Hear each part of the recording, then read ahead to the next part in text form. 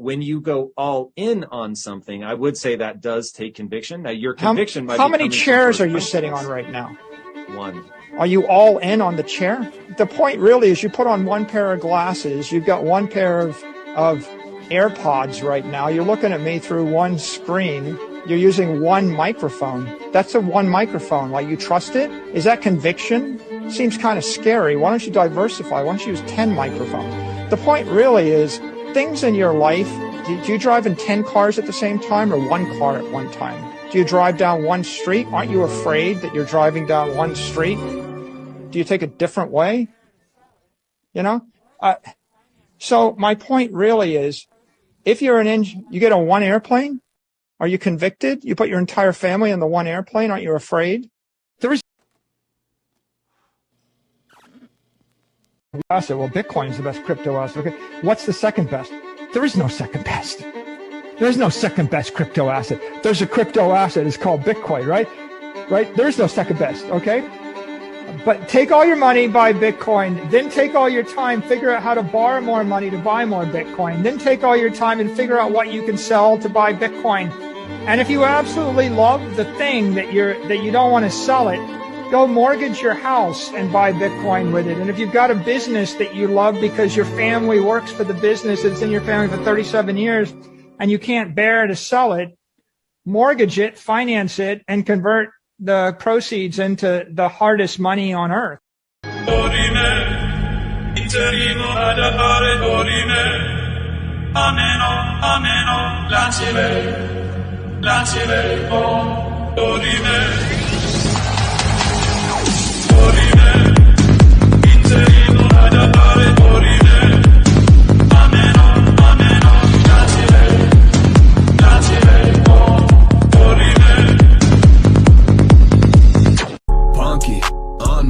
Funky, monkey, punky, pump it, price, jump it, hop in a new whip, paid for by Punky.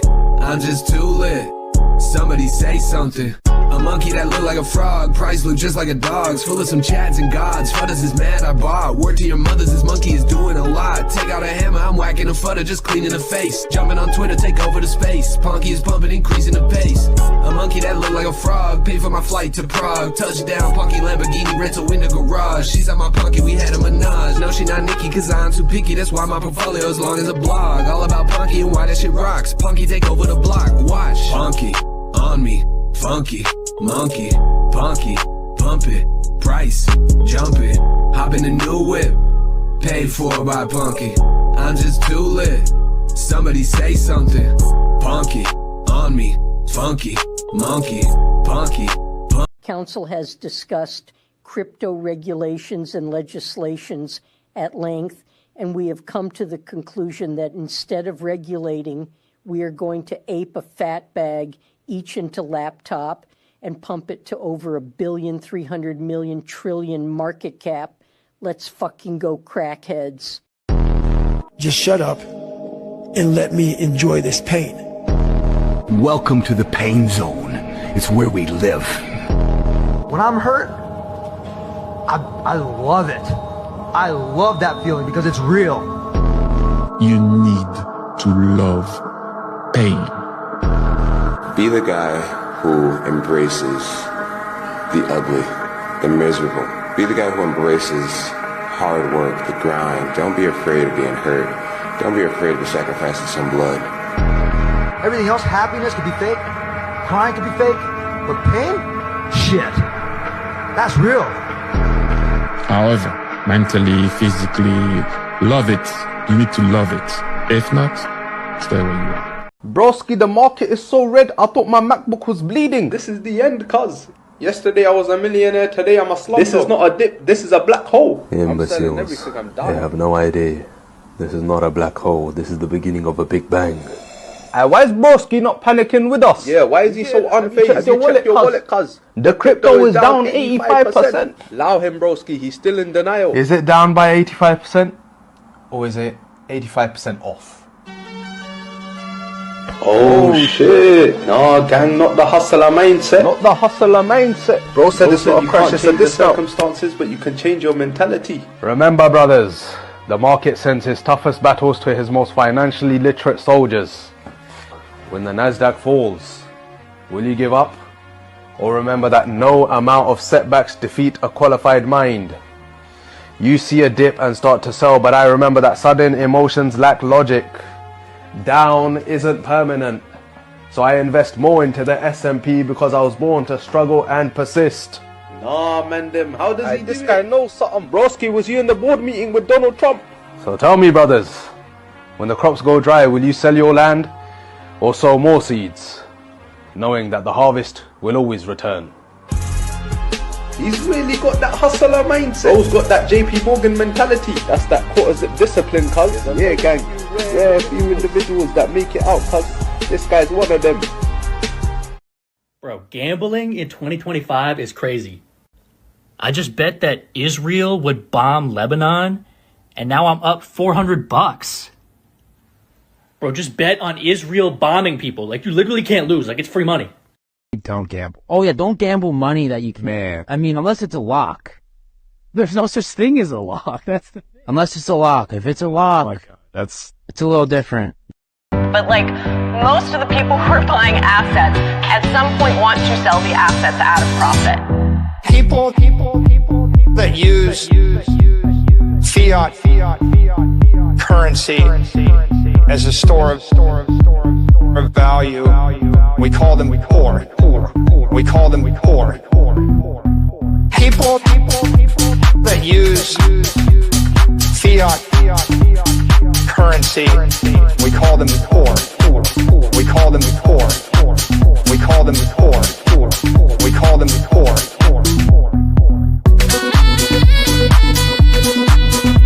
There's a name for them. We call them poor. We call them poor. Okay. Genuine question. Butt or boobs? Bitcoin!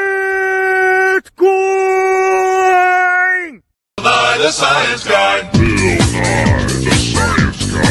Bill. By the science guy. Bill Nye, the science guy. Bill. Do I have your attention now? Do I have it?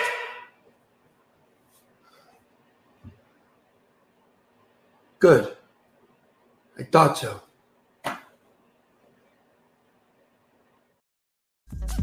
You're late to work, who gives a fuck? It's your life, bitch! Fuck you, boss, I'm late! What you gonna be doing about it? I said I'm late! You gonna fire me? There's no one else here, bitch! I'm late! You gonna fire me? That's cute! Late!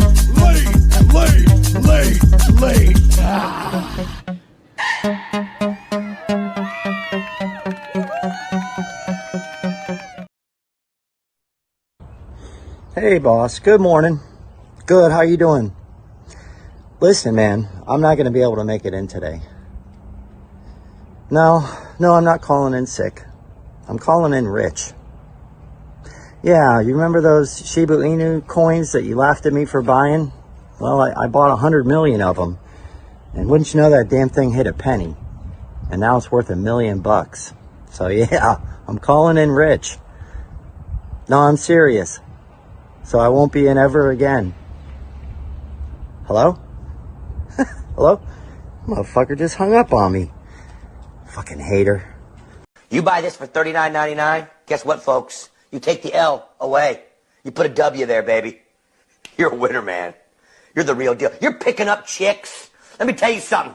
You buy this set at $39.99, baby, you're the cock of the walk, man. You walk into the bar and you just find the hottest chick and you go, you, me. Guess what? She says, why would I go out with you? Because I bought the deal on Wild West Deals for $39.99, that's why. She says, can I go home with you? That's how simple it is. That's how it works. That's what this set brings to the table. Because you know what she sees? She sees a man who knows what he wants. She sees a man who says, Good deals don't get by me, baby. I move. I act quick. I act now. I go to wildwestdeals.com. Boom. That's why you're hanging with chicks all night long. That's why you got guys like Michael Jordan calling you, wanting to hang out with you, baby. Because you bought it for $39.99.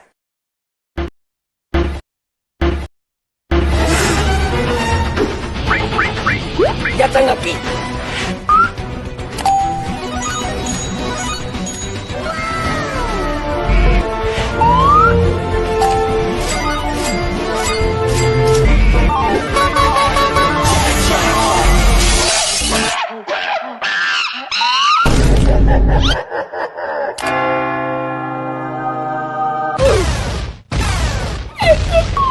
Oh no, I hope I don't fall. Missing. You cried. There were tears that ran down my face, but I did not cry. I mean, that's crying. I would disagree. You want to know what I found out the other day? What did you find out the other day? Did you know the entire Earth is $315 trillion in debt? Whoa. Yeah. What? Who do they owe money to? Bro, who are they getting money from? It blows my mind that first off, you have everything on the planet here to live for free. You literally have everything you need. And then you invent a system that creates a deterioration of your own resources. You created a store of value that's literally storing less and less value every day. Every day. And you're increasing your technology, and yet somehow you still owe money to someone, and it's $315 trillion. There's not enough paper to print that much cash. What are they doing? Dude, Earth is like the worst meme coin. It's the worst. It got rugged. Earth got rugged.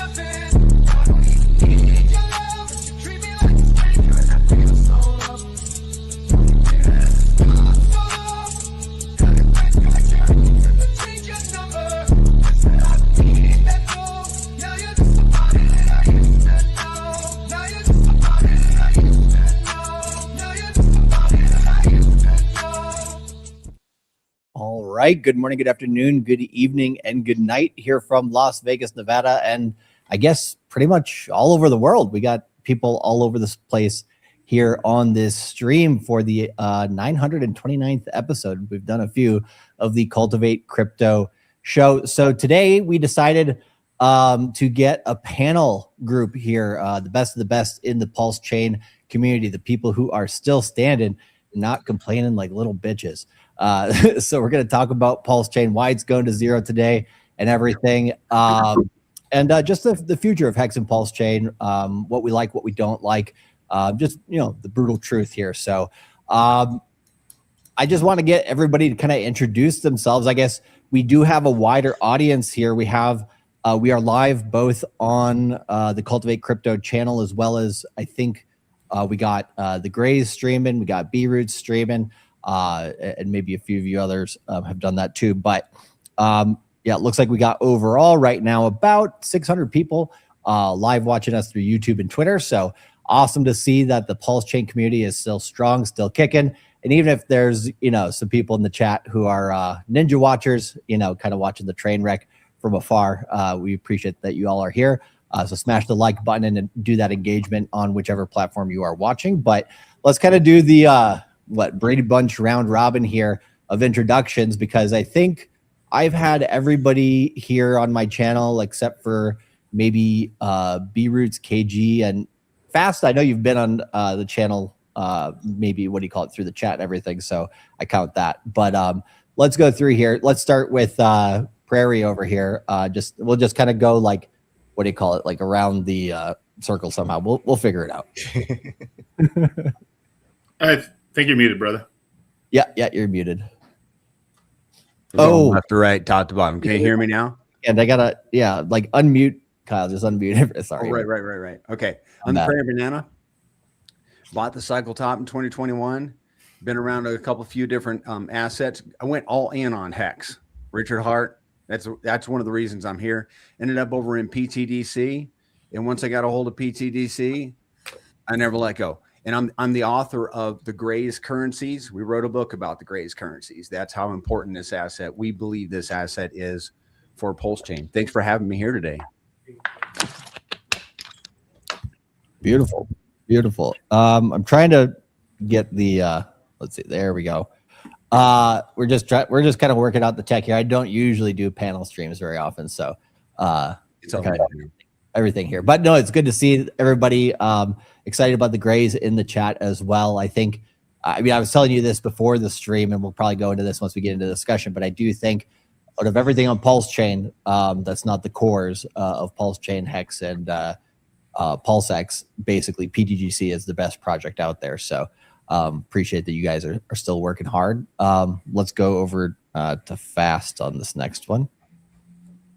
You bet. So I'm Fast Abdul. I've been around on the PulseChain since day one.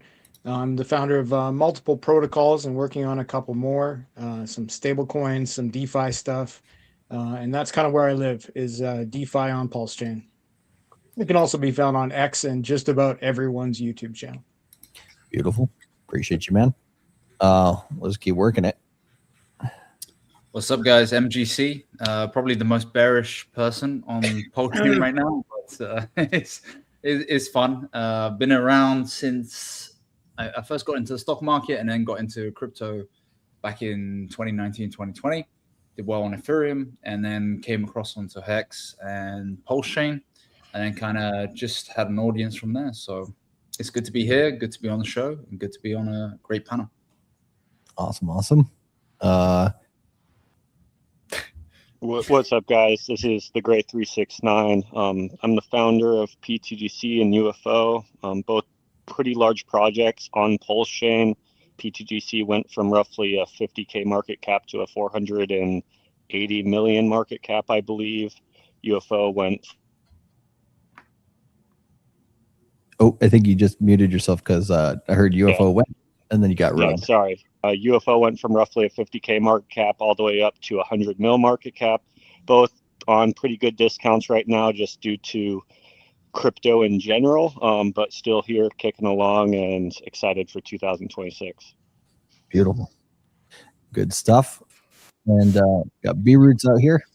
What's up, peeps? You all know who the Moon King is, the #1 shiller of PulseChain. That's right. Been in the game since 2013.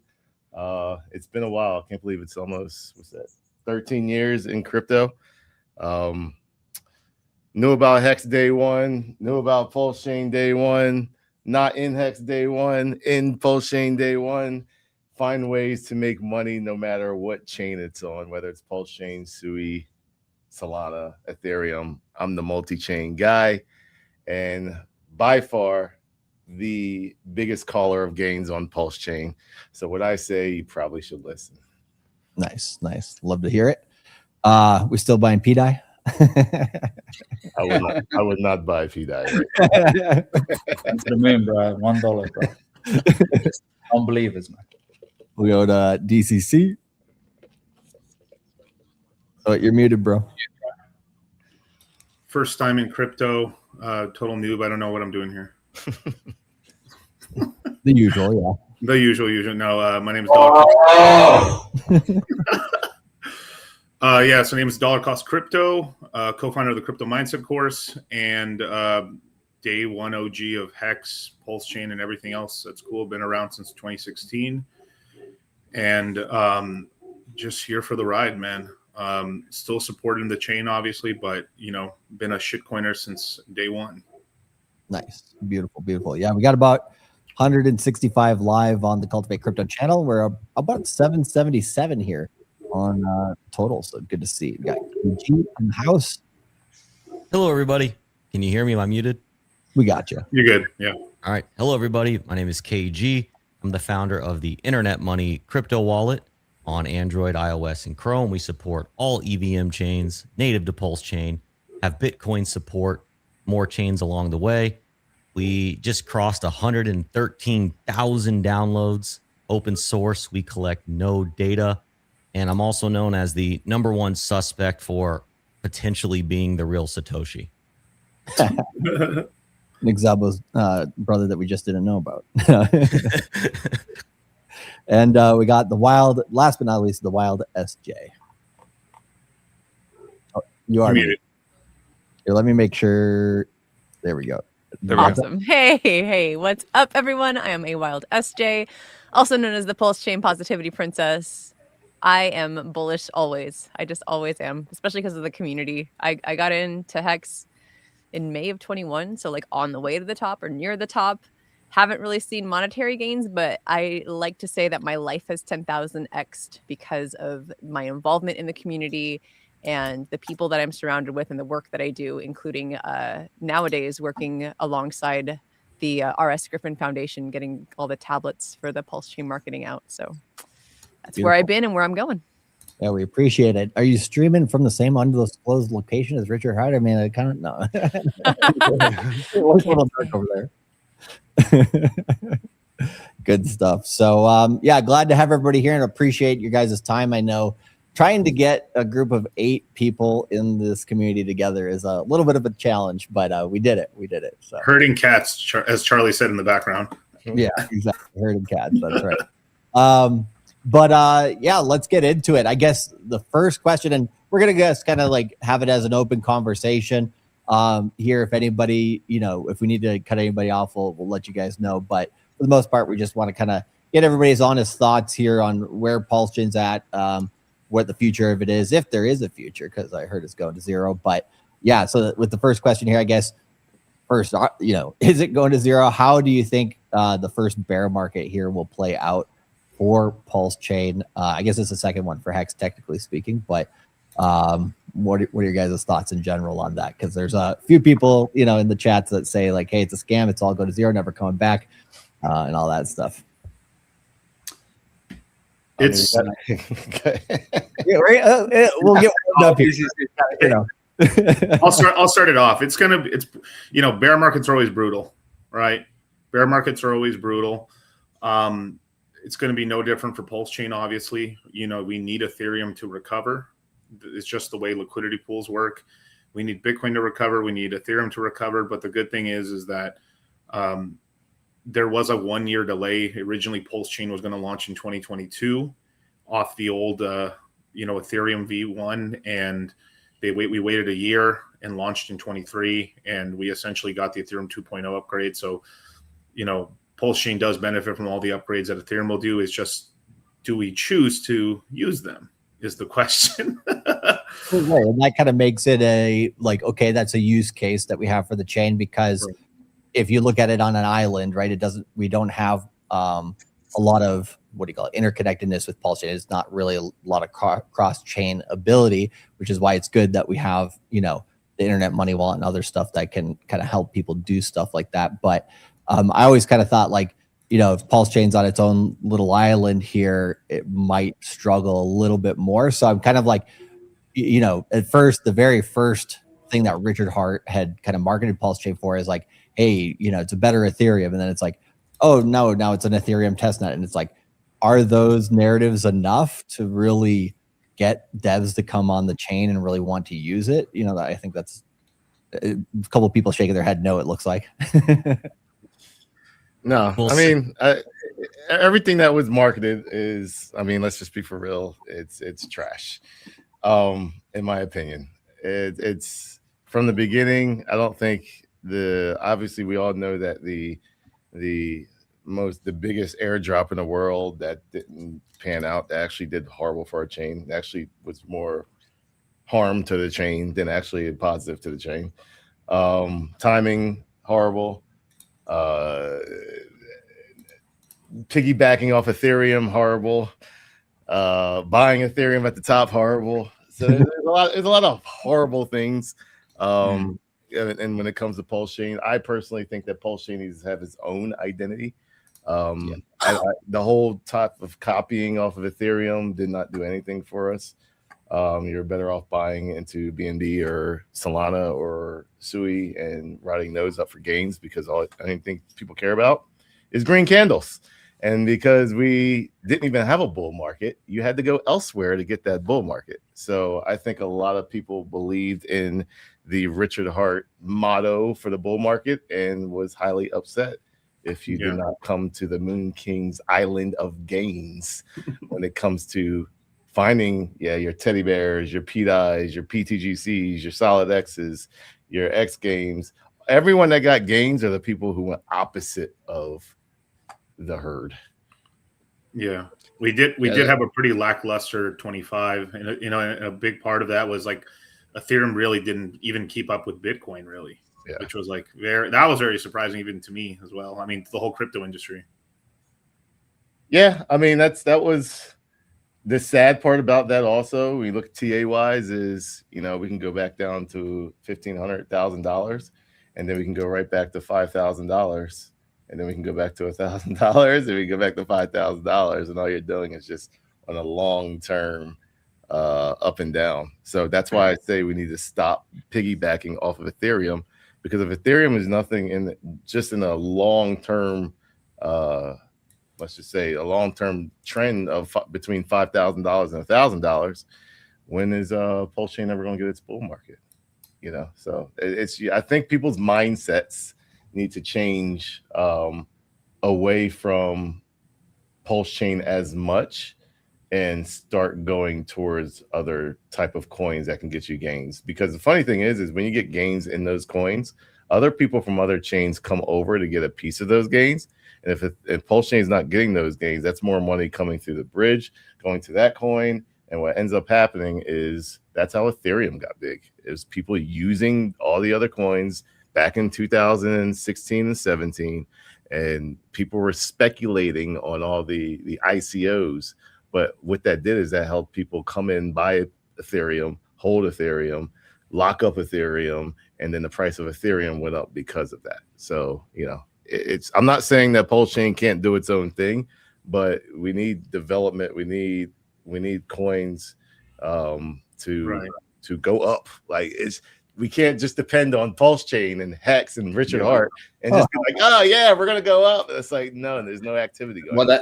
That was the biggest problem, was the reliance on Richard, right? Like, and I think it's a top-down leadership thing, where if you have an absentee founder for years when you launch the project, so like he goes on all of the biggest podcasts, he starts talking about, he's showing off his lifestyle, showing off all of that, goes on different podcasts, and then all the legal issues happen. And then he completely disappears, right? But there's going to be people that come into that void, maybe bad actors, and then take over. And then there's failed leadership. And then there's like people siphoning off into different factions. And then you lose the leadership. And it's a top-down issue. So I like the fact that Rich is back. I like the fact that he's doing some recordings, but like not enough. He's complaining about his following count, and he's complaining about, but it's a top-down problem. And that's what I want to say there too. Like, complaining about how many followers you got on any social media platform is bullshit. Yeah. Right? Like, I started with like 5 people watching this goddamn channel. Like, I don't care how many people are watching. I just want to, do what I want to do. Right. I want to talk the things that I think are most interesting in crypto.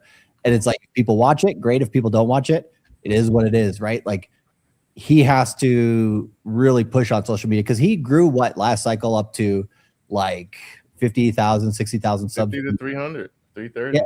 Well, and then he got up to $3,000 or 300,000 on the next one, right? So like the last 2 cycles, he's grown, even though he hasn't really done that much for half the time. So it's like, if he just stays consistent, like, it'll come. Like, and there's people in the community, like Bass knows a lot about, how Twitter's algorithm works. Me and Miguel know a lot about how YouTube algorithm works and stuff. It's like, hey, just come ask a few of the people in the space. Hey, like, we can make some AI agents. Let's help out, and like, let's get the word around. Like, let's coordinate, Right. He knows that though, man. Let's be fair. He knows what he has to do. He's just not fucking doing it. Like, do it. Yeah. Like, why is he not doing it is the question, right? So right. Like, it better be still the red notice in place. Yeah. Once the red notice is gone, I think we get the old Richard back plus new tech, right? Like, he understands these AI things. He talks about these AI things. He understands the concepts of teamwork versus doing it by yourself. I know he likes to do this cyberpunk thing where, the community does it, but like, once the shackles are off, and I believe the shackles are still on.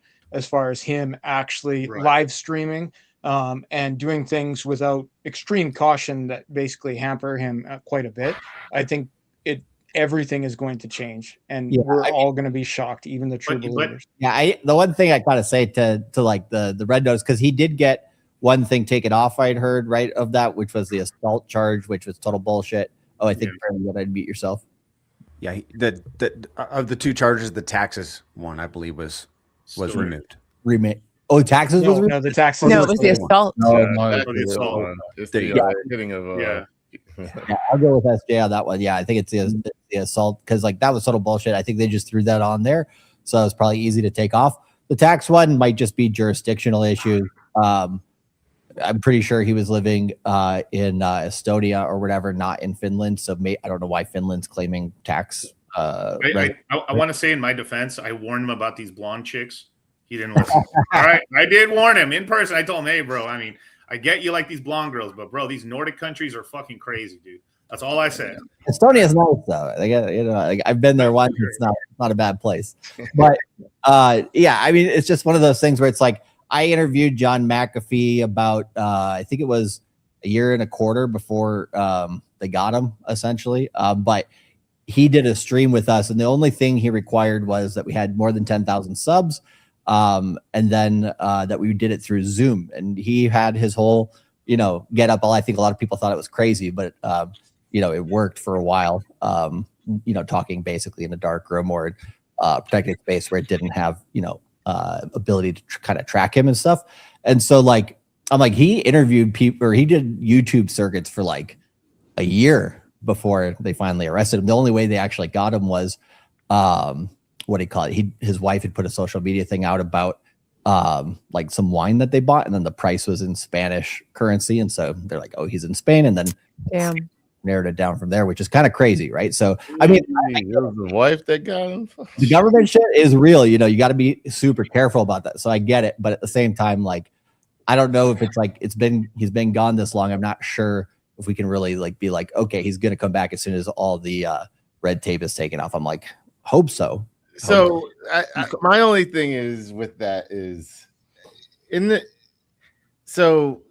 and I understand the community. This is what the community heard, and you go off of his live streams, and that's all you can really go off of now. And I think the idea that the community bought into was we don't need anybody else. The SEC didn't matter. It doesn't care. And it absolutely did matter. Since the SEC announcement we didn't even touch that price. So it does matter. 30 million came off chain. Yeah. We don't need influencers. Absolutely. You need influencers. In my opinion, if we didn't have a certain influencer and a couple of other influencers, we wouldn't even had the nice run that we had for what we did have. So I think what happened, I don't want to make this a bash Richard Hart. I can go all day. No, but it's with what you can learn from it. So it sounds like a bash, but you gotta learn from it, because every bull market, including myself, who's been here since 2013, I learned something new every single bull market, and I learned from it. And best believe I'm not going to have a certain situation. So it's that fool me once, shame on you situation. Fool me twice, shame on me. You got to learn from that. And in my opinion, Richard Hart's nothing but a marketer. So he will get you to hold your coins. He will get you to lock up your coins. He will give you narratives to make you think something is going to happen. We have seen that in 2025. Different tweets, different things, So you gotta realize at the end of the day, as much you might love them, much you might, hope this happens, you have to take you got to take matters in your own hands, and you got to go make your gains.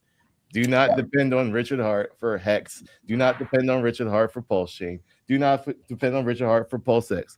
You have to go out and find your own gains and find those bullish products. You can absolutely hold the coins.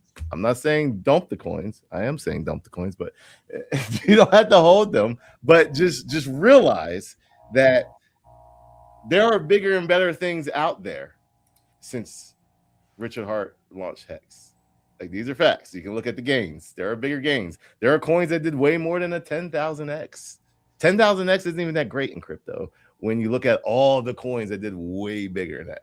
They're good gains. They will change your freaking life. But when you depend on it, like, when is he coming back? I hope when he comes back, he's going to do this.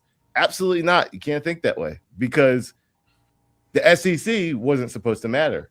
And if you listen to that and you just sat there and waited and held, you missed the whole bull market.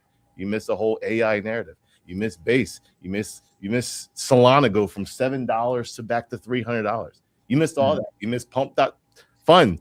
Pump.Fun comes out and is tearing it up for 2 years, and then Pump.Tires comes out like the last thing, and everyone acts like it's the best thing on earth. It's like, bro, where the fuck you been at all this time?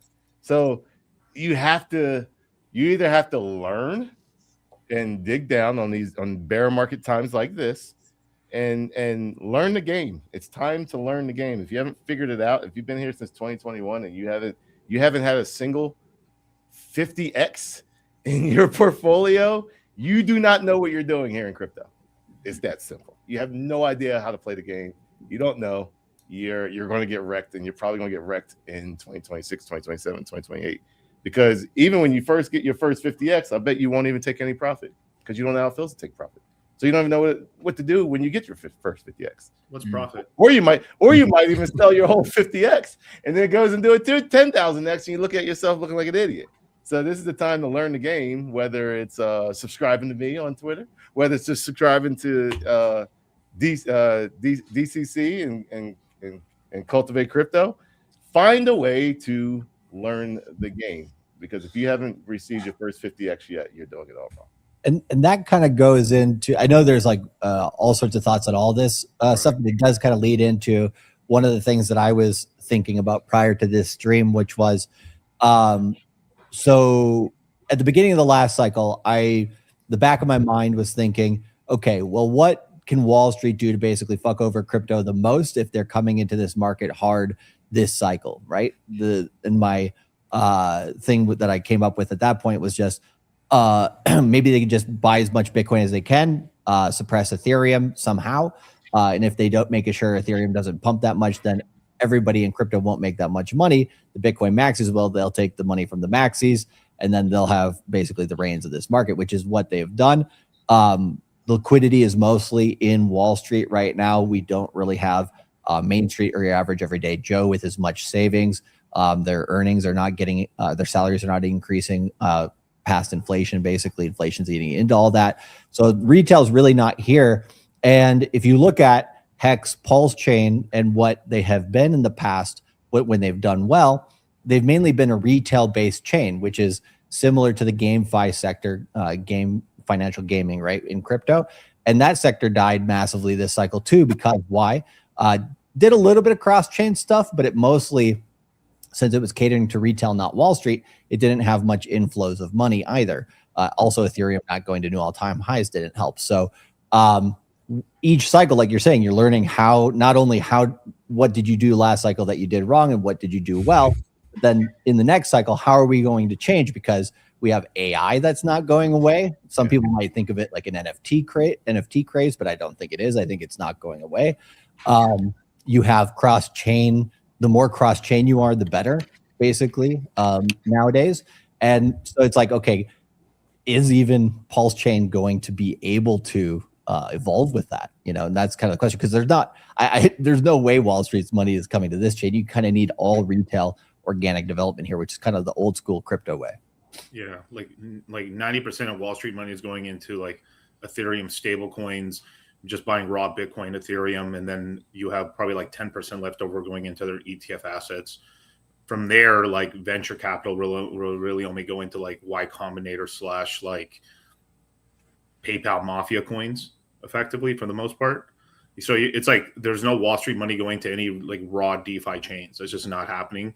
The money's coming from basically people, the overall market pumping up, and then there's a rotation into these risk tokens and stuff like this. I mean, like I know B-Roots shows a lot of meme coins and stuff, but it's true. Like meme coins made so much money this cycle. Like I mean, me and Charlie were screaming at the top of our lungs to get people into like a Pepe coin in 23. And where was it? I think it was like 50 million market cap when we started talking about it, and it went to like 11 billion this cycle. But like because it was a meme coin and it was still early in 23, a lot of people didn't want to listen to it. And then And then, you know, until Pump Fund came out, and then people were like, oh shit, I get it and stuff. But like B-Roots is right. People missed the whole Solana run. Absolutely. You know, like we've been preaching about being multi-coiners for this entire time. I remember when I came into Hex, I got fucking berated because I wasn't a fucking maximalist. Like Litecoin Moses, how dare you talk about other altcoins and shit, you know?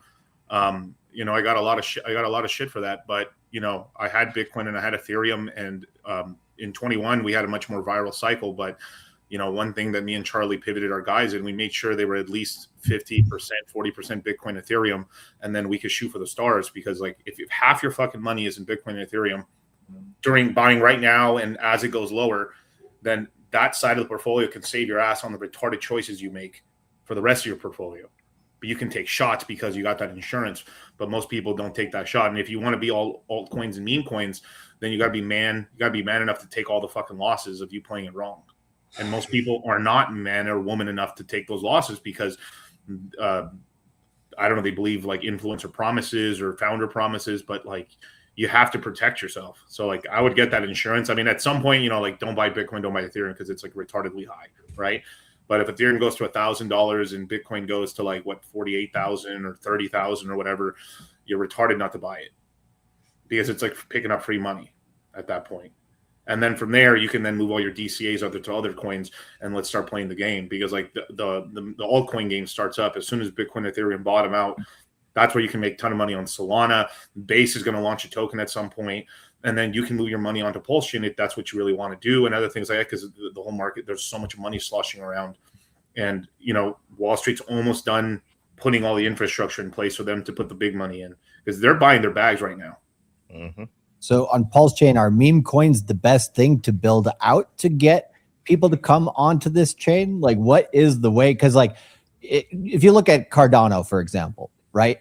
Cardano has pumped very well each cycle. This last cycle, obviously, everything was disappointing in crypto in terms of altcoins, but Cardano's done very well. What has it done technologically? Like, what has it done with number of developers on chain and everything like that? Not really that much, but Charles Hodgkinson, through the ICO that he did in Japan back in, I don't even know, maybe 2016 or something like that.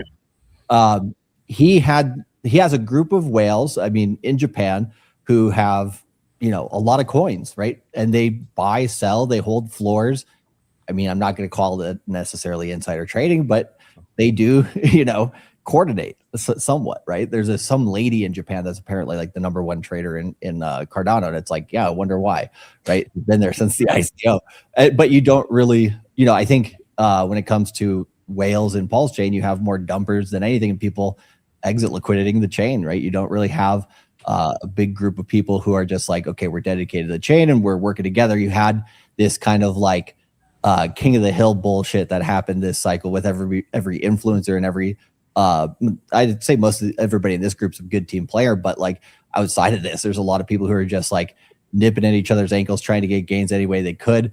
Most projects that did their, sacrifice phases basically took the money and ran.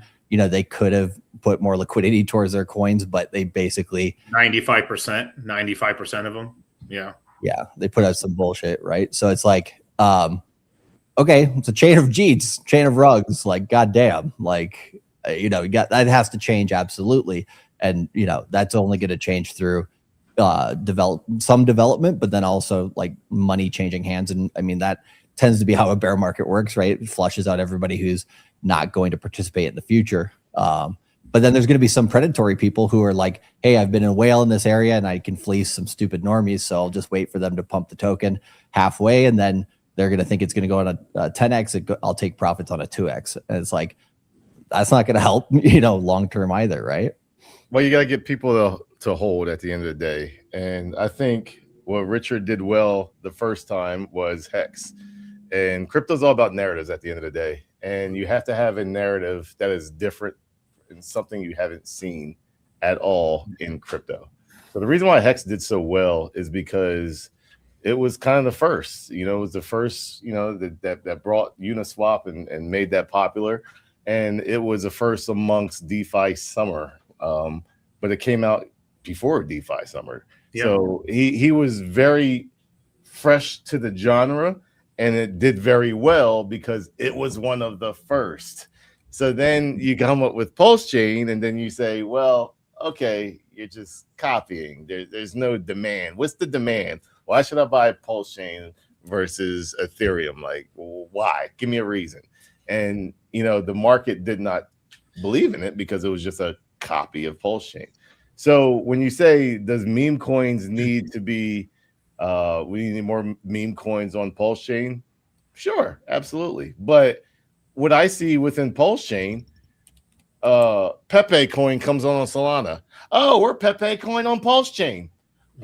Dragon coin comes out on Solana. Oh, we're Dragon coin on. It's like, what are you doing? You gotta be the person that creates that narrative. Be the first person that looks at TikTok and find those viral memes and put it on PulseChain and get people on PulseChain to really go into the point and do massive gains and find a Solana group of Solana people who wants to come over to PulseChain and participate in that meme. So we took that copycat. Yeah, I'll finish up. We took that copycat narrative and really like took it to extreme on PulseChain, where you only see the 5 or 6 coins, your PTGCs, your teddy bears. Hate it as much as you want. PDI actually created their own narrative and it made it into something. So literally, you can call it a scam, but guess what? They scammed you to the upside if you were willing to participate. Until they didn't. Until they didn't. But I got a 6,000x on the thing. So like, if there's any coin that you got half of that, cheers to you. But if you didn't, that is meme coins. Meme coins all day go up and go down and die 99% of them. Like what's the difference between HEX and PDI at the end of the day when it comes to gains in the chart? Nothing. So especially the fact that the core principle of HEX, the staking side of things, has been absolutely nuked. And that's a meme. It got nuked, and then like everyone was like, "Oh yeah, no, this is a tactic. This is like the 5D chest. It's going to happen. There's going to be the pump, and it's nuked." So there's no incentive to hold HEX in terms of that was stake HEX. Right now. We need a new. If you're in the tech, we need something technically that's something that has not been done in crypto. That's the way you have to think. So that needs to be put on PulseChain, and then you can have something technically that hasn't been done in all of crypto on PulseChain. And guess what? If I see something like that, I'm like, yo, that's a pretty bet. I've never seen that before. I'm going to buy it. But guess what? There's a ton of other people going to say that same thing. For example, like a PTGC. I'm like a massive shill of PTGC. And what it did is it took different forms of things that already been done. Your hexes, your cult, if you remember your cults. You can say Safe Moon, a little bit of Safe Moon. You put them all together, and then you make a meme out of it with an alien. Guess what? I don't know anything that's like PTGC. It's fresh, it's new, and that's the reason why I went from $50,000 to $400 million market cap. So you really have to think outside of the box, because we are in a industry. In order to be seen, you have to be. We're already in that think out of the box industry, but within that industry, you have to think outside the box also to get that money. Now, and also we're in a sort of, and I'll let SJ come in a minute. We're also in a different sort of mindset as well, because the reason 21 was so hyper. One, we had the COVID pumps, we had more people at home, we had all this money printing, but also all the OGs were 2017 OGs who made all their money literally, I made all my money from 2017 holding 3 fucking coins: Bitcoin, Ethereum, Litecoin. That's all you had to do. I mean, it was the simplest shit in the world. And now every cycle gets harder, but it was a hodler mentality, and 21 was also a hodler mentality. But then what happened is we have a younger generation coming in, the Zoomers. I've talked about this plenty of times. They're fucking Jeets. The young guys are they don't know how to hodl just because they need fast cash and shit.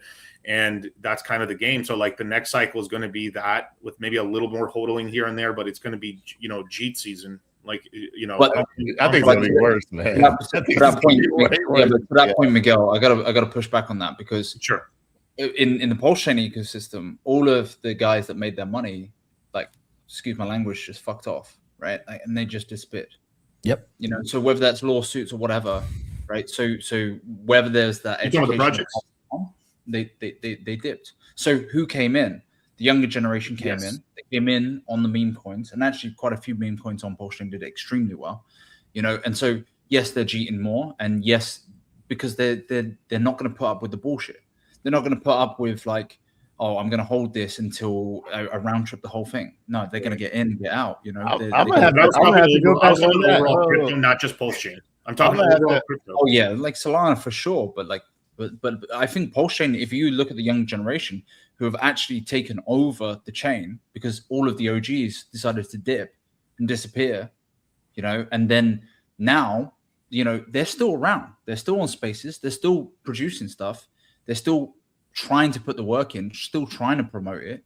And also they're now using Claude and different AI stuff to try and produce something. They didn't get sacrificed to build something out.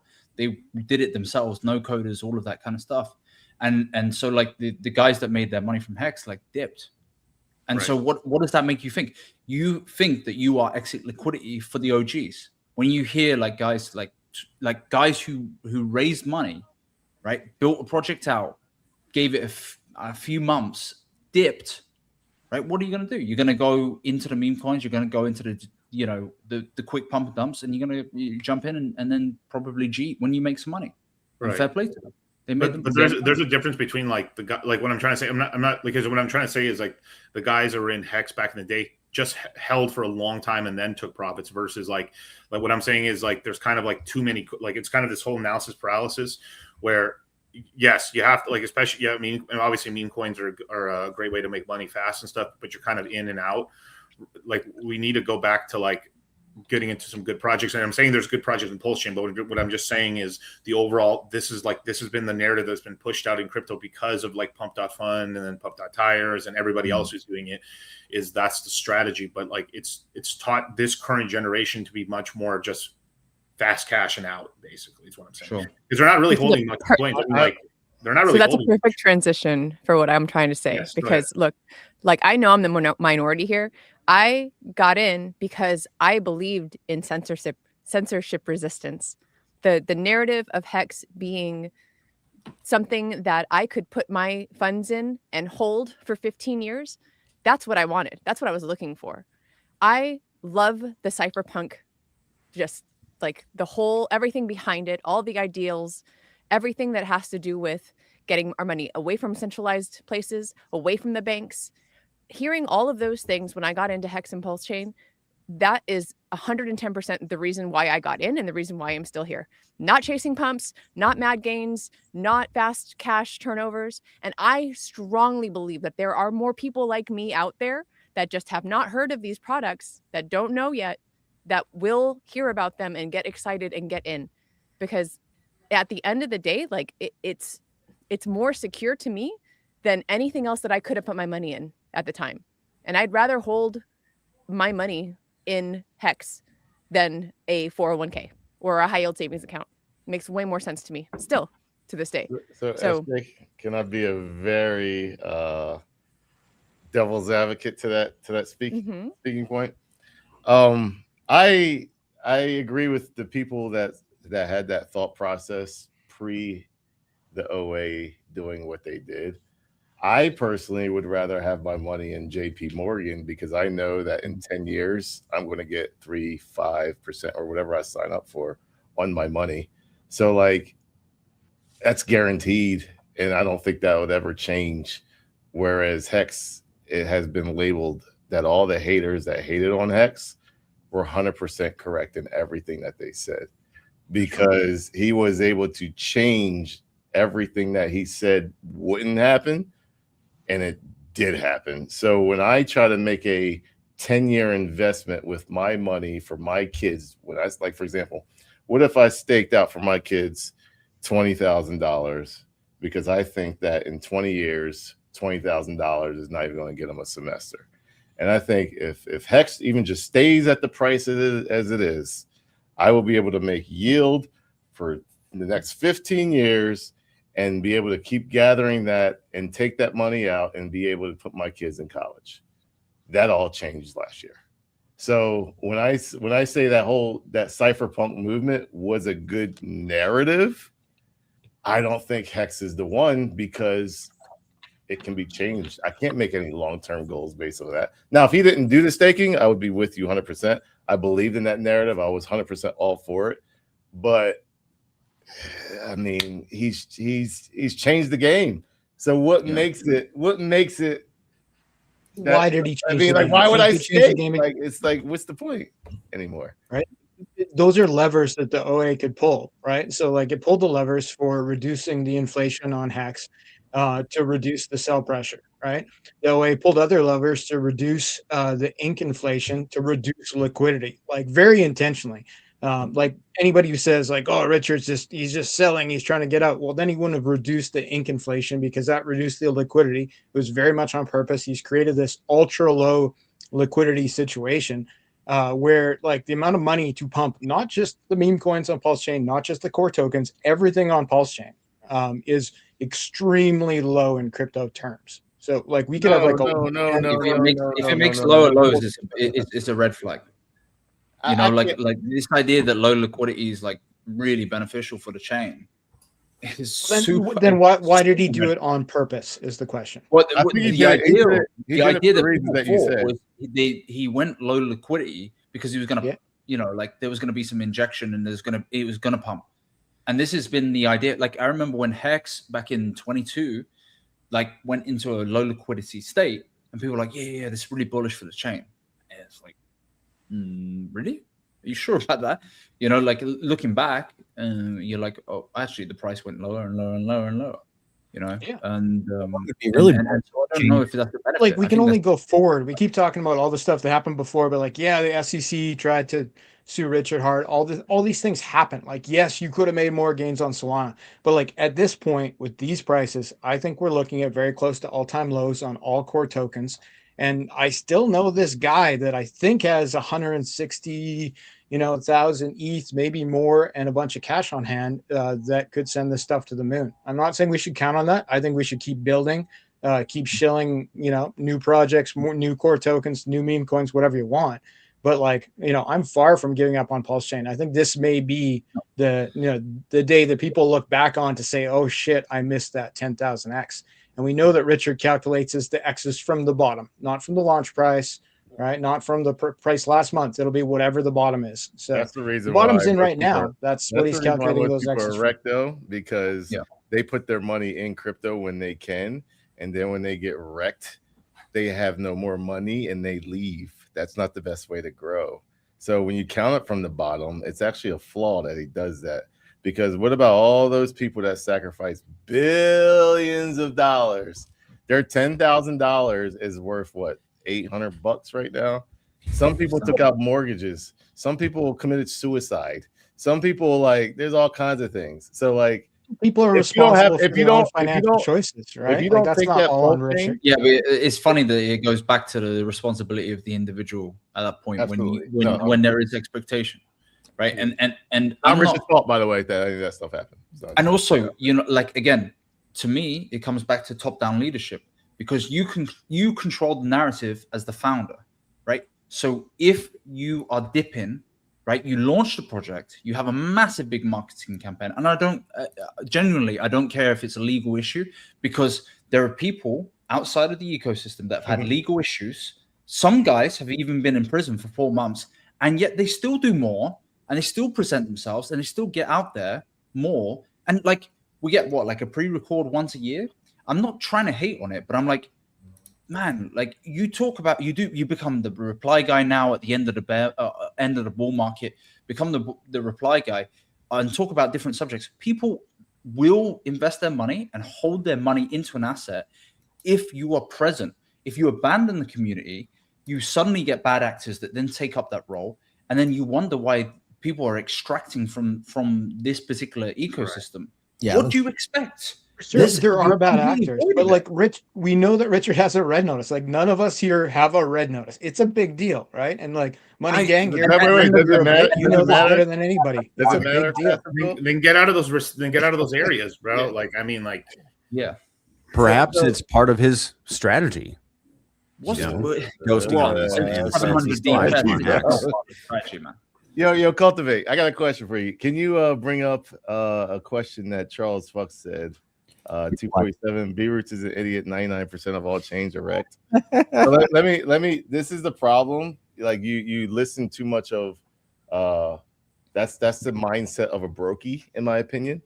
Bitcoin is higher than when PulseChain came out.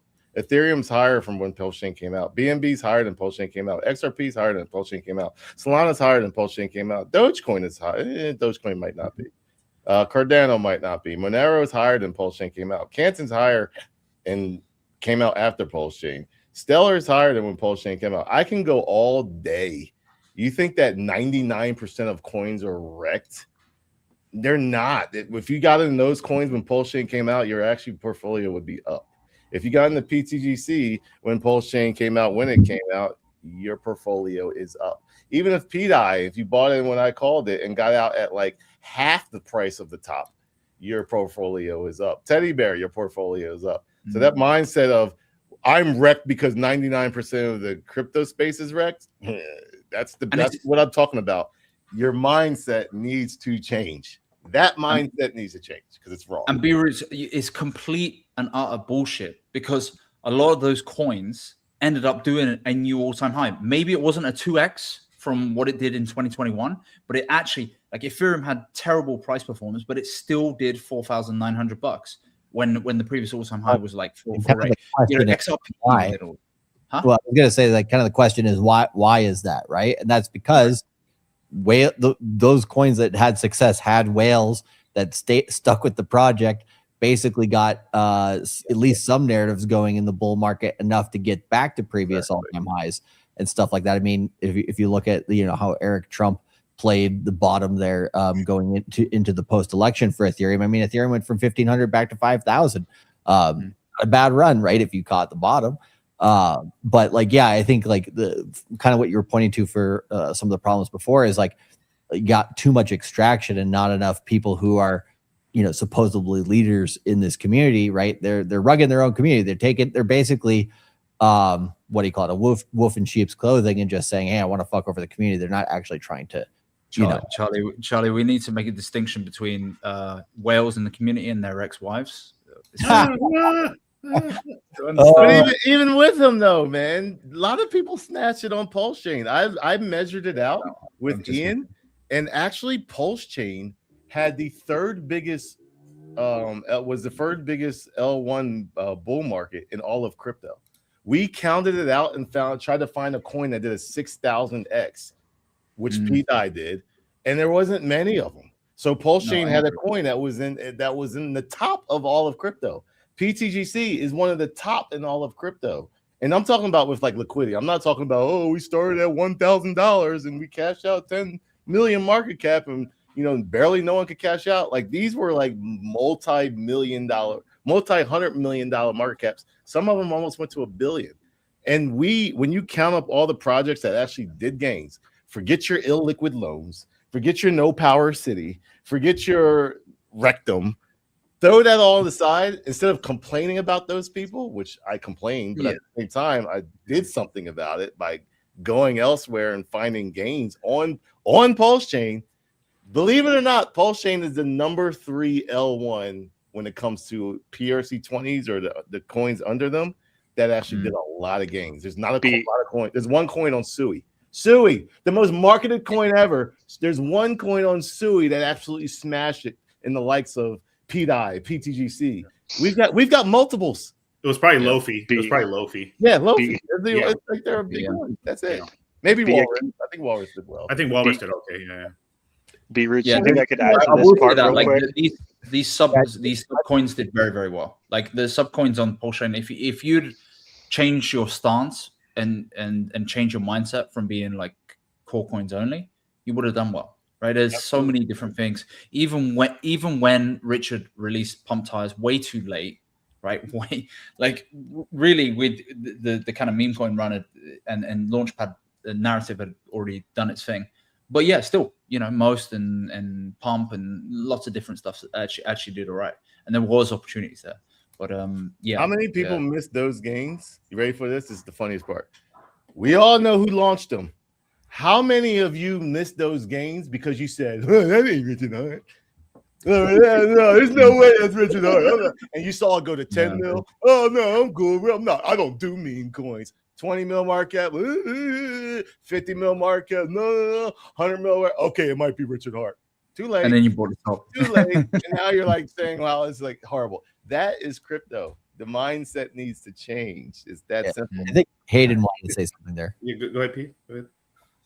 Yeah, I would like to add just, it kind of covers a lot of this. It even covers SJ's comment a little bit, because I feel that same way as what SJ was saying is in the real world, it's hard to find good places to store value. B mentioned the JP Morgan, diversified investments accounts and stuff like that. I have a decently large one. I've been diversifying in that direction for the last 10 years with my in real life business. And one of the reasons why I got into DeFi so heavily is I was watching inflation outpace the gains from even those more traditional investments. And, I kind of felt like that with what SJ was saying is like, that's why we believe in these DeFi protocols. And it is nice to have self-custody and all these things, but also nice being exposed to something that can do more gains than some of these more traditional things. And then it goes into like, why build on PulseChain? Why be on PulseChain? It offers this very, very unique opportunity where gains can come very fast, just like B Roots was saying. When you measure the gains that were made on PulseChain compared to other blockchains, the opportunity is actually here a lot higher than other blockchains, because the other blockchains are already up 100x. And that 100x is the easiest 100x you can get as far as being a holder or a builder, because that 100x is a multiplier to whatever protocols you are in on top of it. So like, for an example, PulseChain is 10x below the sacrifice price right now. If we just go back up the sacrifice price, let's say in the next couple years, that's a 10x multiplier to whatever you can do in the sub tokens that you hold on the chain. So like for me, obviously I'm heavy in PTGC and UFO. I believe in PTGC and UFO as premier store of values on this chain. So this is where I'm going to park my capital. If PulseChain gives me a 10x, which let's be honest, do you think Ethereum is going to give you a 10x in the next couple years? Do you think that's possible? Do you think that's possible? Well, there's no alts on Bitcoin, but for me, I don't necessarily think in the next couple of years Ethereum's going to do a 10x. I think it's easily possible for PulseChain. It actually only takes a few $1 million in net positive value to make PulseChain do that. Like it takes very, very little capital to get PulseChain back up to sack rate because of the little liquidity. And then what that means for protocols and builders is we get that free ride. We get a free 10x multiplier to whatever we can do as a sub community. And that's putting that's almost taking your future into your own hands by going into like the sub community that you want to take responsibility for. Mine's obviously PTGC. So if our sub community can do a 10x, which I think only costs it's $3.5 million at these liquidity levels for PTGC to do a 10x over PulseChain. If PulseChain goes back to sack rate, PTGC community members are exposed to a 100x from these levels. Like it's very, very easy to do extreme amounts of X's when you're on an extremely undervalued blockchain. Most blockchains are not undervalued. Most blockchains have already done 100 to 1,000x. So I think Richard has a setup for us to have a very, very powerful bull run. I completely agree with Fast Duel. I think that the inflation cuts were necessary to get distribution better. I think the distribution wasn't getting better on PulseChain because there was a constant minting of more supply. So they actually were never having to get into their initial tokens, making it to where this downtrend was never ending. So yeah, it definitely hurts when the rules change a little bit, especially if you're depending on that inflation. But the inflation of HEX, I think it was making so the distribution of the token supply of main RH core assets wasn't getting as better as fast as it should. And when he cut that, it's actually sped it up. A lot of people don't realize that 90% of the top 100 stakers have already sold, or sacrificers have already sold their tokens. I love the kind of the pitch there, but the problem is that the barrier in terms of the expectations as the price lowers and lowers and lowers. People start to go, I bought my units at this price. I need it to go to this price. So what was like a floor, maybe a 10-cent hex or maybe a 20-cent hex, is now 1 cent. And now where the price is now, where you got like 2 zeros and a 1, or wherever it went Many down zeros, to. many zeros. Yes, Many zeros, right? Many zeros. I'm like, I hope it just gets back to 1 cent, right? And then when you talk about Pulse, right, we're looking at like 5 zeros, and sacrifice price was way above that, And as the price of Ethereum, as the treasuries, bought it at $3,700, it's going lower and lower and lower, and people are scooping up units at such a cheaper price that even if you're you're literally going against the tide, you're pushing against that storm, right? And you're going to struggle to even get back to that. And yes, it's great to say, if it gets back to the sack price, from this bottom, it's like 100x, 1000x, whatever. But now you have people who have accumulated those units at such a low price, at such a cheap price, that when it does a 10x, they're going to sell and they're going to dump it and they're going to cause that sell pressure. And you'll wonder, why has it never got back to sack price? Yeah, right? But so money and people think that this low liquidity state is amazing for the chain, like as if that's great. No, because you have people that are like, this is an opportunity. This is so cheap. I'm going to sell this way before that. I'll sell it for a 2, 3, 5x, and I'll demolish that price. So and show me those giant buys. Like, who's coming in at the lows and dropping $500,000 on PulseChain? Like, we would be seeing you don't need. That's the thing. You don't need $500,000. You don't even need a half limit. Yeah, exactly. To be Rich's point, because if it keeps going lower and lower and lower and lower, and you don't make price floors, right? You're buying these huge amounts of units for nothing. But you're just buying what someone else sold. But someone else just sold it at that price, so the unit just transferred hands. And what we're hoping, they sold it as a community, because it wasn't holding price levels. Yeah, because they lost their conviction because the investment didn't do what they thought. It went lower. So I think the only thing structure, it's gonna destroy the price. And I hate to be this bearish guy, and come on and say that, but like, if we're not having held price structures, it's going to be painful. And if we're going to lower the liquidity further and further and further, it's not bullish. It's going to cause more cascading effect to the downside, because you're going into a trend that's bearish. This is Ethereum is probably headed to a grand. This is why I say get out of that stuff. So I'm probably the most hated person for anyone that's a core maxi, and I understand why they are a core maxi. In my opinion, they're a core maxi because their dollar costing averaged down from them buying a top, and that's fine. We've all been there, so I'm not going to try to sit there and LARP on that, because it sucks, and I understand it sucks. But what I've been saying this whole time is you need to change your mindset, and I agree with both parties. Actually, it's funny or not, I actually do agree with both parties and what they're saying.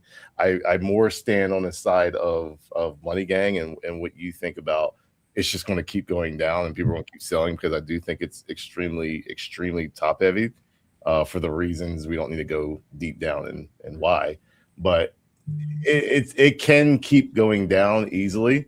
And like Money Gang said, when it goes up, they're going to be dumping for sure, because those people saw 50, 75, $100 million. And now they're seeing 50, 75, $100,000. So it's a big difference. So when they see 1 million, 2 million, 3 million again, those guys are dumping. And that's going to be more sell pressure on OA 100%.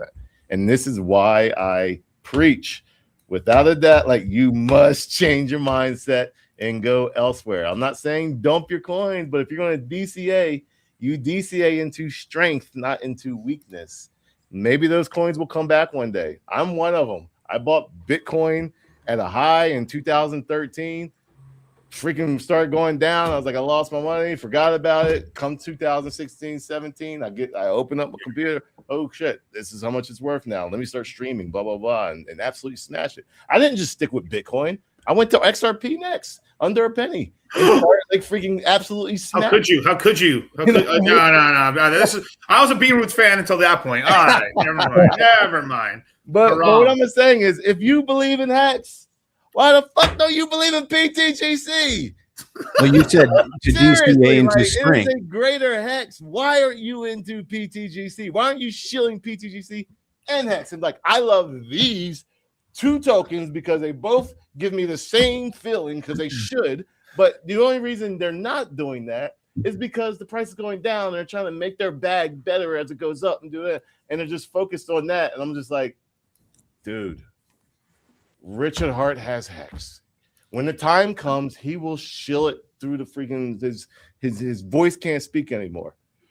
As people that are like in the chain, we need other coins to go up and have just as good of a narrative as HEX. And in my opinion, on the chain right now, that is PTGC. There's no speculation. There's no PDI to a $1. It's Richard Hart part of it. I can understand why you hate a PDI. I don't understand why there's a lot of hate on like a PTGC. This coin is going up when the market's not even going up. I didn't even know this there coin's was going up, and PulseChain sitting where it's at. So everything that hated on it, oh, you need PulseChain to go up. Well, actually, PTGC is the only coin on PulseChain that doesn't need PTGC. That doesn't need Pulse. PTGC does not need PulseChain. Correct. We have proven that. Bingo. And hold on, here's the big second thing. And there are other coins in crypto that PTGC can go up without PulseChain going up. And quick question then. So I want to ask this question to both Prairie and Hayden then, because I thought this was a good point to what B-Roots was saying earlier. And I've thought about this too, because me and Miguel have thought about building projects. And Franklin here, OG of the chat, says, B-Roots, it is more likely, why would I put tech on PulseChain? So I want to kind of pose that to the people who have put tech on PulseChain, right? So Prairie and Banana, why would more projects want to come and build stuff like you guys have? Charlie, do you mind if I jump in here real quick? Yeah. I apologize to take that question, but exactly, KJ. But you've built the wallet there, so it's not a coin project necessarily, but still. So I will say this as a statement of fact: there is no team on PulseChain that has built more technology for PulseChain than Internet Money. I'll have the debate with anybody any day. We are the only project that has brought PulseChain to the 3 world's largest app stores. Internet Money is in over 176 different countries. Every single country that the Google Play Store supports, Internet Money is there. We have countries or we have communities in Somalia that use Internet Money because their local banks suck and they can't really get bank accounts, but they have crummy Android phones and they use cryptocurrency as their actual currency to exchange goods and services in their local community. Things like PTGC, things like Fast Abdul is built, things that anybody has built, all great things. They don't matter if they're not accessible. So we have a tool on PulseChain that makes PulseChain absolutely accessible. Example, if I ask somebody what wallet they use for Solana, I would make a bet, put a prediction market up. I'll make that bet that 99.9% of those people are going to say Phantom. The wallet is completely unified by the Solana community. Well, here on PulseChain, we have our own Phantom. We have a lot of support. A lot of people, Fast Abdul, Charlie, and DCC, and SJ, you guys have been awesome supporters of Internet Money. So I'm not saying nobody is supporting Internet Money. We have tons of support. But we're talking about all these things that Internet Money checks all these boxes. Everything you guys have talked about, Internet Money checks that box. B-Roots, you said, oh, hey, people need to innovate, invent. Well, we've invented tons of things that exist only in Internet Money. We brought it to PulseChain first. So every single thing that anybody has talked about here, Internet Money is a part of that solution. So really the discussion becomes, why are we not talking about the one thing? Actually, you can buy Pulse directly with your debit card right through Internet Money. You can bridge to PulseChain from 40 different chains, including Bitcoin, right through Internet Money. Native, it's native to PulseChain. It's open source. It tracks the price of every single PulseChain asset, every single one. It's got logos for all your tokens. Why aren't we talking about that? Because if you guys were all talking about it, if that's what we spent the last 20 minutes talking about, if you guys are making content about it, oh my goodness, PulseChain would be so much easier to access. But instead, we want to LARP and play MetaMask games because MetaMask sucks for PulseChain. Rabby sucks for PulseChain. All these other wallets suck for PulseChain. We've built the tool. So you guys want to solve problems? We gave it to you. You can keep pretending it doesn't exist, and that's up to you. But the solution's there. There's one thing that I know would definitely get more talk about the wallet, right? Is if the wallet had a coin. That's always what happens, right? The coin gets a lot of attention, but I agree with you 100%. Like, it's awesome that you guys have done that. My question kind of comes back to that other question I had, right? Which is, like, from your experience of what you guys have done with these projects, right? Like, why would other people want to come and build here? Because, like, KG, you've said, like, hey, I've built all this stuff for this ecosystem, right? It's awesome. Like, and we have the rails ready here to bring a lot of people in. Do you feel like maybe you would have had more success doing the same thing on another chain, or did you have the most success that you wanted to have here? Like, what have been the positives of building on PulseChain, I guess I should say? Well, in the beginning, the positive was really the large community support. But now the PulseChain community has dwindled so heavily, unfortunately. I mean, we're still here. We still build for PulseChain.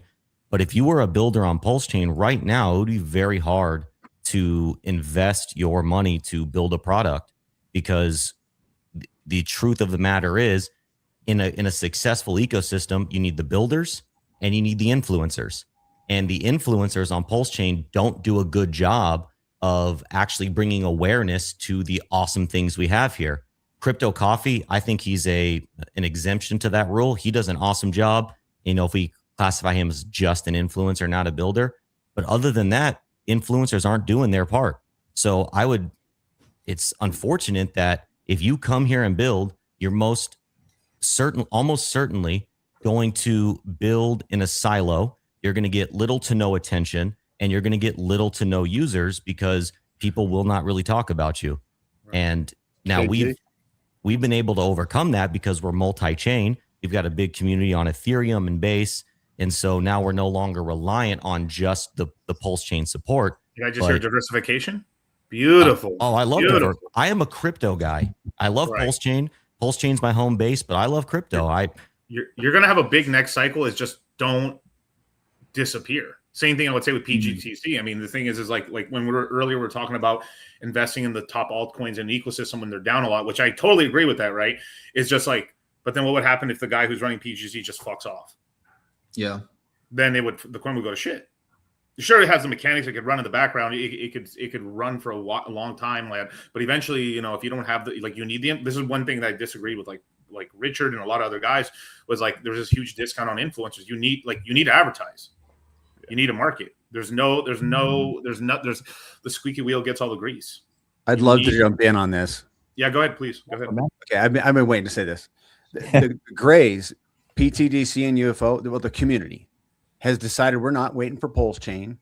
We are going out and getting, if I could just put it that way, no coiners or friends and family, bringing them onto the chain. And of course, they're going to land on PTDC and UFO. We've been doing that. And we recently built an incentive program that actually monetarily compensates our community for doing that. And not only that, when they come into our community, when they come onto our beloved chain, we are helping them acclimate to the Grays currencies and PulseChain. How are we doing that? Every single week we do a stream and we're like, come on guys, you want to learn about PTDC and UFO and ask all of your questions? Come to this 90-minute stream every single week. And we just recently started a once a week,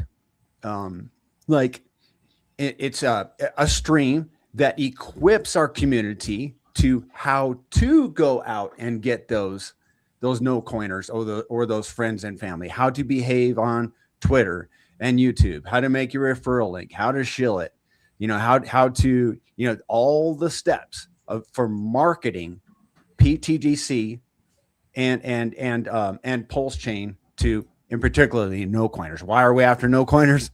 because they tend to be very good holders and not bounce around and, sell here and go over, buy this. And, they just like to diamond hand their assets.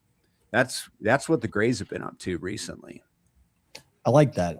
And so I know you had a couple of sites that you wanted to look at some stats for the Grays and everything. Before we do that, because I do want to kind of highlight you guys a little bit, because I do like the Grays as one of my favorite projects on PulseChain, if not my favorite project on PulseChain.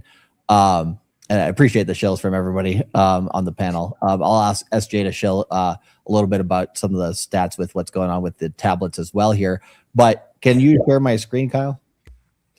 Oh, I haven't shared it yet? Okay, I thought I already did that. Technical. Please hold on a second here. We are live, baby. All right. So, all right, can you see that? Yep. I mean, so the thing that I thought was really interesting here, just with your price action on your guys' project. So the thing I thought was most interesting here was, basically, if we just look at, the last couple of weeks, right? Bitcoin finally broke out of the high 60K range into the 70K range. Now it's back down. And so the breakout here, just in terms of PTGC, you had some ability. Now, obviously, the weekly close is probably going to be closer to the 20-week or 10-week moving average. So I don't think it's going to confirm this breakout. It's probably going to chop around a little bit more. But just that, if Bitcoin gets a really, really nice bounce and the wider crypto community gets bullish, there seems to be a good amount of money that's coming right into PTGC first on PulseChain rather than necessarily into maybe PulseChain and PulseX themselves, right? So if we were to say, okay, well, what if Bitcoin wasn't breaking back down right now? What if Bitcoin was actually breaking out of 75K? What would be happening on this chart?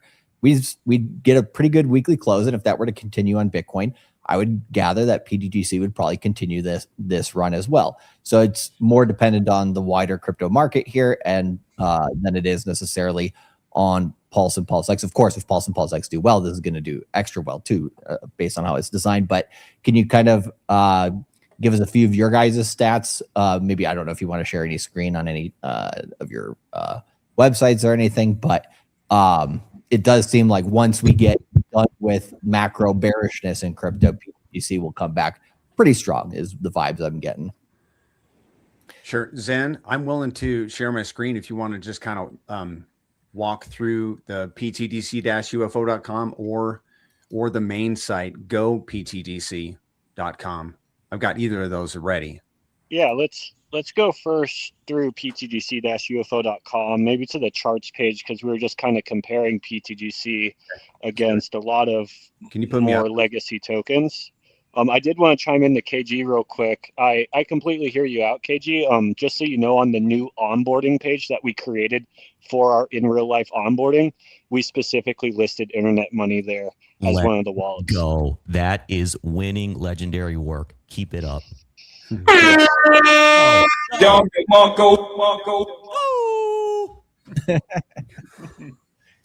so I just wanted to bring that up. Obviously, I'm not someone all day long showing Internet Money or anything like that. I make PTGC my job, but where I can, I try to give the little shout outs on our website, and there's a link right there to you guys.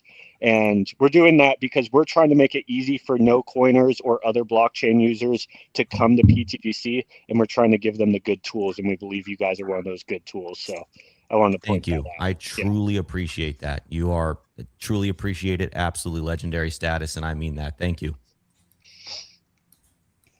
Yeah. Okay. Yeah. So this is one of our new sites. One of our community members built a whole entire dashboard for PTGC. It does a lot of great stats. I'm going to go through a couple things on here.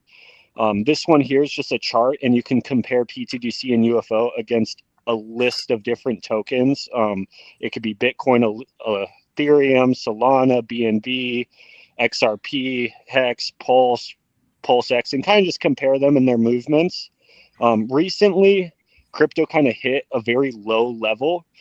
It could be going lower. A lot of people think it is going lower. How much lower? Who knows? Maybe that is the low. I'm not going to guess either way. But one thing I've really noticed about PTGC and UFO is when things bottom and you measure off of those bottoms, PTGC and UFO make massive moves against a lot of other things. Like it appreciates a lot in value just due to how liquidity works and liquidity flowing down and reflexivity. It's very difficult to find the exact bottom. So I would suggest, more of a DCA kind of style of, just getting in at prices you think are great discounts. PTDC right now, I think, is at like a 90% discount from its all-time high. The local low was like a 95% discount. So I think personally, great ranges if you're looking to expose yourself to something that is aiming to be a premier store value token. I personally believe as far as store value mechanics, we're trying to take out the biggest dogs in the name. We're deflationary. We have automatic liquidity ads. We have reward systems for onboarding to the project.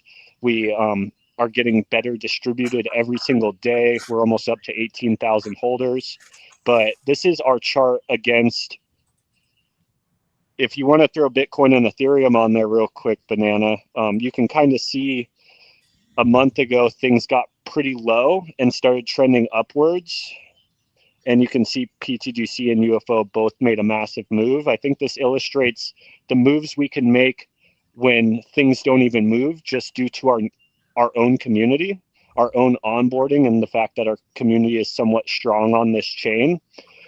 You're mentioning earlier that there is this issue of when people pick up very, very cheap tokens on PulseChain or HEX, we do have to work ourselves through that sell pressure in the future. I completely get that. I have my own project.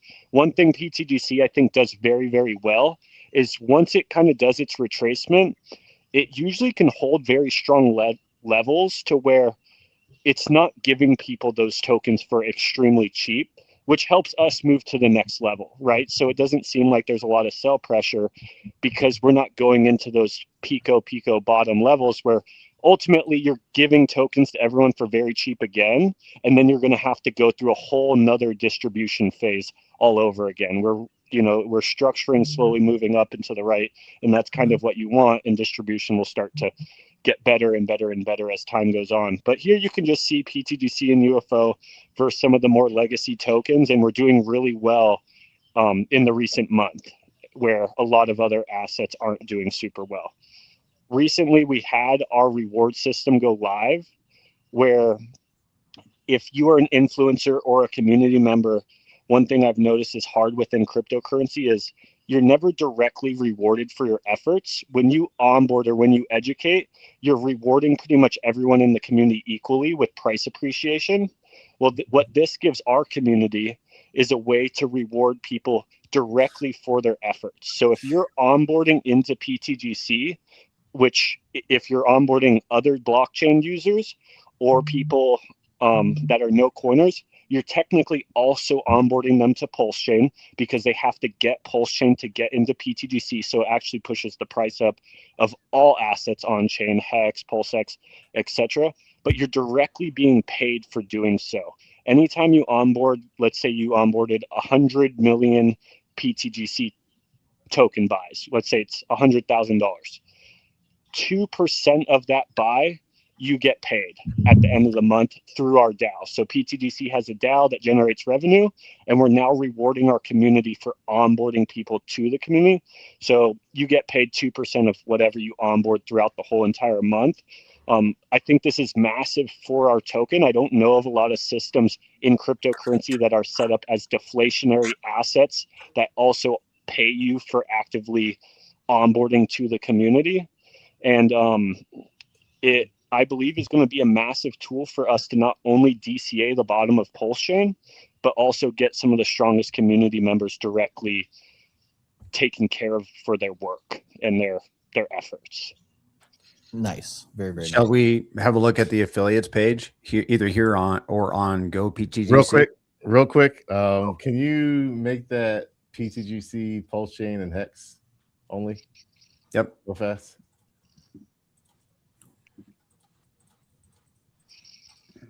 Both hexes? Just P hex, no E hex. Gotcha. Okay. Data don't lie. But yeah, B-Roots, did you want to say something before? I know you had to maybe head out in like 5-10 minutes or something, right? Yeah, man. Just I just typed the KG, but I have no problem saying it to everybody else because I have 1,000 people watching right now. So check out Internet Money Wallet. All seriousness, all joking aside, we've had many conversations in KG, man. So like I know everything, the lows, the highs. I know everything he's went through. But I know how to grow, and this goes for the influencers. I've been talking to Banana about this. It's these are things of how to grow as an influencer, and I'm sure DCC, you guys will be able to pitch into this once I'm finished here. When it comes to KG and the wallet, I've always said you got to go away from this small ecosystem that we have here. We think it's big. It's really not big. It's puny. And there are bigger fish out there. Concentrate not just on PulseChain, but those other chains. You absolutely have to. If you want to grow as an influencer, you have to. If you want to grow as a person, you have to. So don't just focus on the one thing. Really, really smash it. Try kind of be a player in each game. So I think, KG, concentrate on base. I know people want to hate me for this. Concentrate on base. When you concentrate on base, just like I concentrated on meme coins, I brought a lot of people in the PulseChain by concentrating on something the PulseChain people and the HEX people absolutely despise and hated. But now I would probably say I'm half hated because half the people are like, man, this guy might be right. He might be onto something. So if you concentrate on the base, I do think you could double, triple, quadruple your numbers. And then once that's done, when people believe in you, when people listen to you because you've created a product that they really like, look at Jesse from Base. Like anytime he says something about project, everyone's like, you be that guy for wallets. Be on the internet doing that guy for wallets.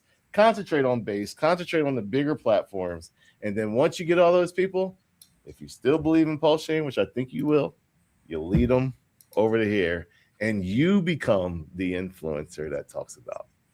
And one kind of interesting thing for you and your audience to know, B-Roots, before you head out. So on Cultivate Crypto on this YouTube channel that we're streaming from here, on Wednesday, March 11th at 3 p.m. Pacific Standard Time, we will have an interview with Alex, who is the CEO or founder of Aerodrome.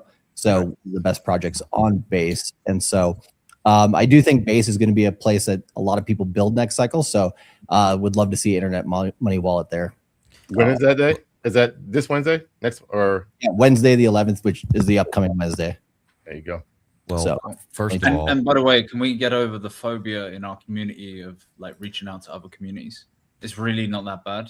They actually are in the same industry that we're in, and they're actually pretty nice people, and they actually are interested in us. If we don't shove it down their throats and say, "This, you have to buy this, you have to buy HEX, you have to buy," they actually will interact with you.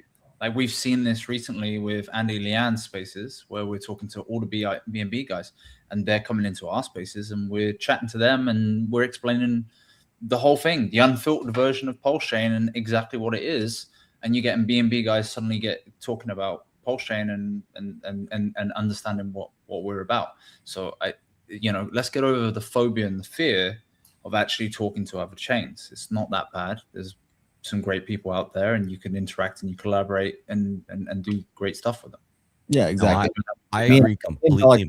I've been doing that here since 2019. So I think we got a little bit of what do you call it? Not hate, or a little bit of noise, a little bit of squeakiness from some of the HEX community in the early days when we were saying, hey, we want to be chain agnostic, but this is one of our favorite chains, but we like other chains too. But now it seems like people are starting to come around to that finally, which is good. And I think that will be positive for the next bull market. But absolutely. Ready for this? Including Richard Hart. Yeah, it's okay. It's okay, Richard Hart, to talk about PTGC. It's doing very well. So it's okay. You're watching Make friends in the crypto community. You know, he needs to be not on an island. Like, come on, bro. We'll make it. Okay, bro. There's not that many OGs that are still in the space that have been in the space as long as Richard, right? So like, if we want doors and barriers to break free, like I don't buy this idea of like it's gate kept and therefore it's bullish. No, bullshit. Let's actually break through, get on centralized exchanges. We don't need them yet. I get it. We don't need them, but it's also very beneficial to have them. So let's break through. Let's shake hands a little bit more. And people want to hear from you and they're interested in you. You know, they see the persona, the character, all of that kind of stuff, all the Gucci, all of that crap. They want to hear you. They like someone who was a BTC maxi, who switched, changed their tone, and then launched their own project. They want you in the space, right? There's a lot of guys that have left. There's a lot of people that have made their money and they've gone off into the sunset. You're still around. So shake hands, make friends, get on spaces, talk to people, interact, and let's try something slightly different and actually build with other communities that are out there, because it's a very small place and there's different ecosystems, but we can cross collaborate. It's not that bad. And guess what happens? Their audience gets bigger, your audience gets bigger. It's called the law of reciprocity. You start to cross collaborate. So it's not that bad. Yeah, get out of the scarcity mindset, get into an abundance mindset. There's pretty much an infinite amount of money on the internet. You just have to make enough good nets to be able to grab it. And that's what we try to teach people through the crypto mindset course. And I like that everybody here is like-minded in that aspect. We do have 1,950 people watching us on the stream right now. So smash the like on any platform that you're watching it. Come over here to Cultivate Crypto on YouTube and Dollar Cost Crypto on YouTube as well. Subscribe to these channels and then every other person who's on the stream as well. But we appreciate your time, B-Roots. Let me say one more thing, man. Yeah, because I know Richard Hart's watching. Bro, starts off with you, man. Like, you got all these people watching you. You got all these people checking you out. You got your followers. It is okay to branch away from PulseChain HEX. We don't have that many projects that are doing very well. For the ones that are doing well, it is okay to talk about them. I don't think people are going to dump your coins to go into. You have enough dumpers on your chain. But talk about PTGC. It's okay.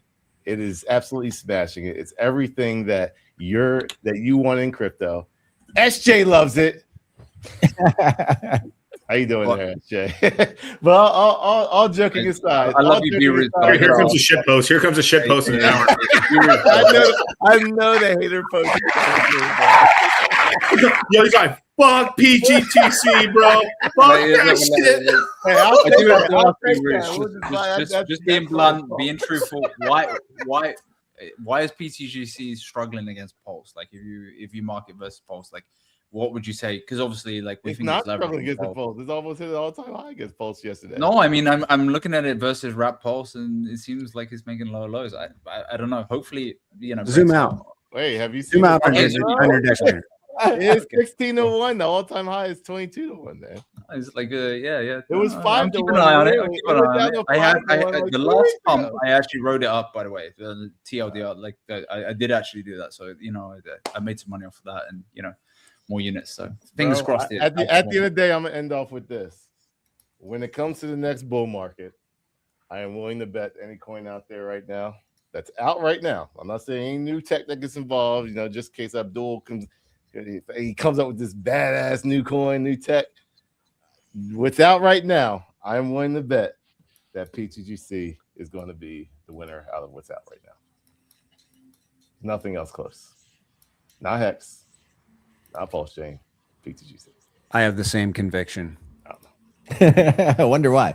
I like your conviction. I'll buy bags. It's not bag bias, I hope. Well, here's the thing. There was one time where I had way more PulseChain than PTGC. So I'm not trying to say what my bag is and not bag bias, but I would be willing to bet probably, I would say, with the exception of maybe one other person on this stream, I would be willing to bet that I sacrificed a lot of money for PulseChain. So when you say bias, maybe I'm biased, but I also held the other just as much for a very long time. So, And guess what? When I did that, yeah, it's multiples. So if I decide I want to cash out that right now, I've had way more PulseChain. So if you guys think that B Roots has way big bag of PTGC, I'm worried about it. You probably should be worried about PulseChain and HEX also. Yeah, but I will say this, Bruce, you probably should be worried about that. You should be worried about me dumping HEX if you're worried about that. And guess what? I'm not the one dumping HEX. Guess what? I'm actually not the one dumping PulseChain freaking down. So stop worrying about me, because the coins I've shilled only went up. The ones that are doing good on PulseChain, yeah, your boy Moon King shilled them at lows. And they only had to go up because someone didn't sell. So just saying. Now, with that said, I will sell at one point in time, so I won't put that all out there. It's going you should also sell. Everybody take profits. It's okay to take profits. But you're never going to get the retired. Like, I'm retired. I'm out. So you have to sell to do that. But guess what? You also have to hold. So don't hate on people for selling, and don't hate on people for holding, because you got to do both to win. So there you go. Appreciate you, man. All right, we'll see you on the next one. And there's two things I want to kind of do from here on the stream. One, I want to go into SJ a little bit, talking about the tablets and kind of what's been going on with that, and just kind of see where you guys are with that. And then I do want to go into super chats. We have about 10 of them waiting here, so I want to mention that too. But SJ, we got one of them. We got some of them in here. I don't know, Kyle, can you get the camera to zoom in on this? We want to show people the beautiful work that's been going on in the great state of Will you go grab me a new one? Let's zoom in a look. Can you zoom in more? Oh, it's as far as the Sony's gonna go. All right. Well, you guys can get the idea. You could probably figure it out. But yeah, it's this is like basically the tablets that are being sent out. There's even newer, and, there's an even newer that has has some less good onboarding for new people. like less on. I guess I can open it. It has the QR code and it says "Do it now." SJ's got like 500 slave workers behind her. You just don't know. At least something like that. But I mean, here's the actual. Okay, there we go. That's a little better. Here's the actual tablet itself. Very lightweight, very low tech, but does, what do you call it? Shill PulseChain extremely well. So yeah, you want to kind of talk about that, like what you guys have been doing? I know you guys have been putting in a lot of work for that. Yeah, we had a lull the last couple of weeks because one of our printers went down.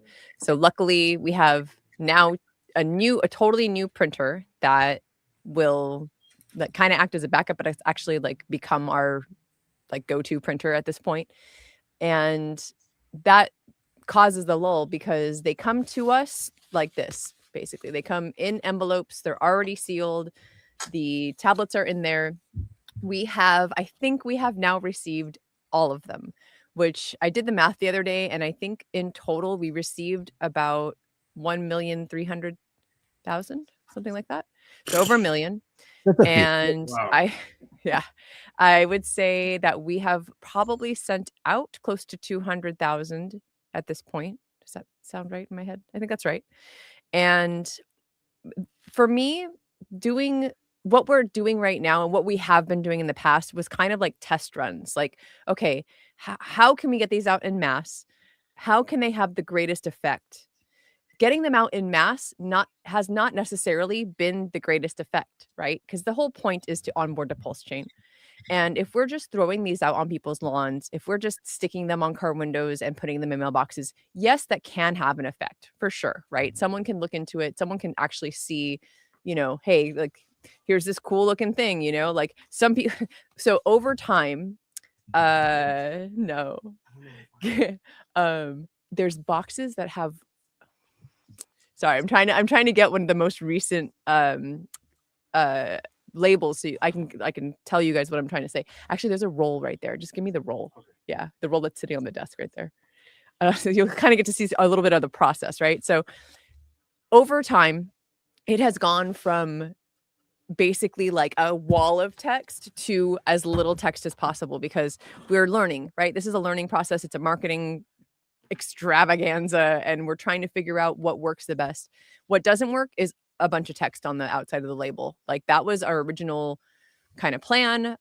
They went out through the US Postal Service, and it was there was a little bit of a fluke. Like we kind of won in a weird way, getting them out at a very, very, very low price. But it turned out that they weren't supposed to be going out technically at that price because of the way that they're packaged, and also the way that they're not a postcard, right? So we were basically getting postcard prices for not sending out postcards.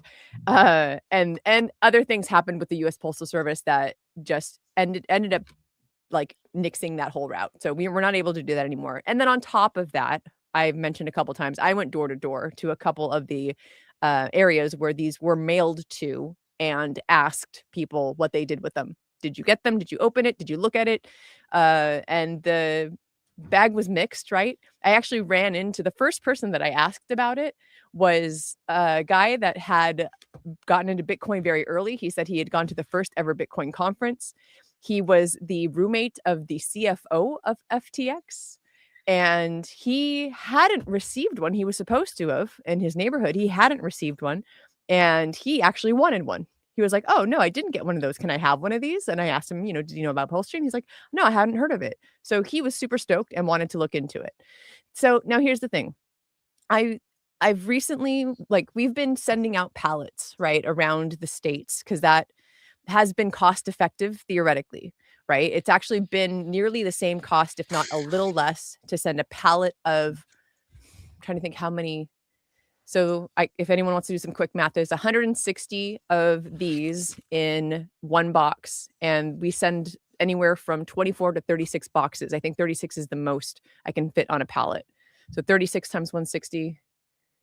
5760. There you go. So that many tablets will go to one location. And it's been like we're kind of trying to figure out how to make that work, right? Because we're not getting a lot of donations for like that part of it, right? Obviously the tablets came to us free. All of this was no cost to us in terms of actually like receiving the tablets. That was given by an anonymous generous donor. And at this point it's like, okay, yes, I love that the community is getting involved. I love that there are thousands of these going to different locations across the states. We are trying to get them overseas as well. I do have a connect who has a shipping, like a low cost kind of shipping solution, and it's literally by ship, so it would take a little while to get there. But that is something that we're looking into as well. And then on top of that, right, because that's the idea of getting them out in mass, right? So we have like 3 or 4 storage units full of these things, and obviously we want to get them out into the community. So sorry, there's a lot going on in my brain right now about this. So because it's to me this is a multi hit, like there's multi targets, right? There's getting them into people's homes. People love these things, right? So we're going to conferences too. Crypto Coffee just went to ETH Denver, and people were like, "Oh, this is the coolest piece of swag. Like, I'm definitely like keeping this. Can I get some for my kids?" Right? So on one hand, you have this is a cool thing. Let me keep it in my house and put it on my refrigerator. The new ones have magnets. So the one Charlie showed you didn't have magnets, but the new ones do. Put it in the house, keep it around, and brand awareness, right? So there's the brand awareness piece of it, right? Which I think is huge. And I think that's going to be the slow like win, is that these are going to be in over 1 million homes all over the world. And absolutely people will at some point, in my opinion, right? Like they're going to hear about HEX, they're going to hear about Richard, they're going to hear about PulseChain, and they're going to be like, "Oh, hey, that symbol looks familiar," right? So that's one piece of it. The other piece is onboarding, right? Like that's the main piece. That's the thing that is supposed to be going on here, is that these are supposed to be an onboarding marketing onboarding type tool. So the next piece of the puzzle that we're trying to fit in and figure out is a affiliate program. How can we, almost like a network marketing, right? Not multi-level, but just an affiliate program where you have your tablet, you have your specific QR code, right? That gets scanned, and then you get a reward. And let's say you subscribe to getting like 2 or 3 of these a month, right? And then you onboard someone, and maybe they subscribe as well, and they want to get another person in, right? Or even if they don't subscribe to like being an affiliate, right, in terms of like actually getting the tablets out to other people, they buy Pulse. and you get a point, right? Like, so that's all kind of like in the works right now. We're trying to figure that piece of it out. And that would obviously be a much slower release of the tablets. So for me right now, the focus is 3 different marketing arms: the getting them to the community in mass, getting them out in an affiliate program to really onboard, and then getting them to ETH Denver, ETH San Francisco, all of the crypto conferences, and getting them in front of people who, you know, may or may not have already heard about Hex and PulseChain. So that's where we're at. And the reason I wanted to show you guys this is that we've gone from more text, like even this one has, well, let's see, how close can I get it? It's not focused up there. Oh, well, that's all right. Anyway, but you can see, right? There's more words here than there are here. Slightly less words, but it's just a matter of the call to action went from, you know, learn about all these things. Like, let me tell you a little bit about ETH and how its price went up and, you know, things people weren't reading, to, hey, just pulsechain.com. That's the important part. Look, it's big, it's large. If you want, there's a QR code you can scan to go there too. And this is an actual tracking QR code. So instead of it just going straight to PulseChain, there's a, I forget which service we used, but it allows us to follow up and find out, hey, did they actually scan this to get to pulsechain.com, which is one of the huge reasons why this is even happening in the first place.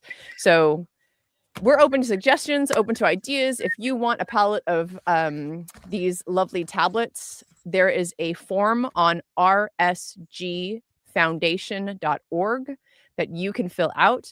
I just want to apologize to anyone who has filled that out in the last like month and a half or so.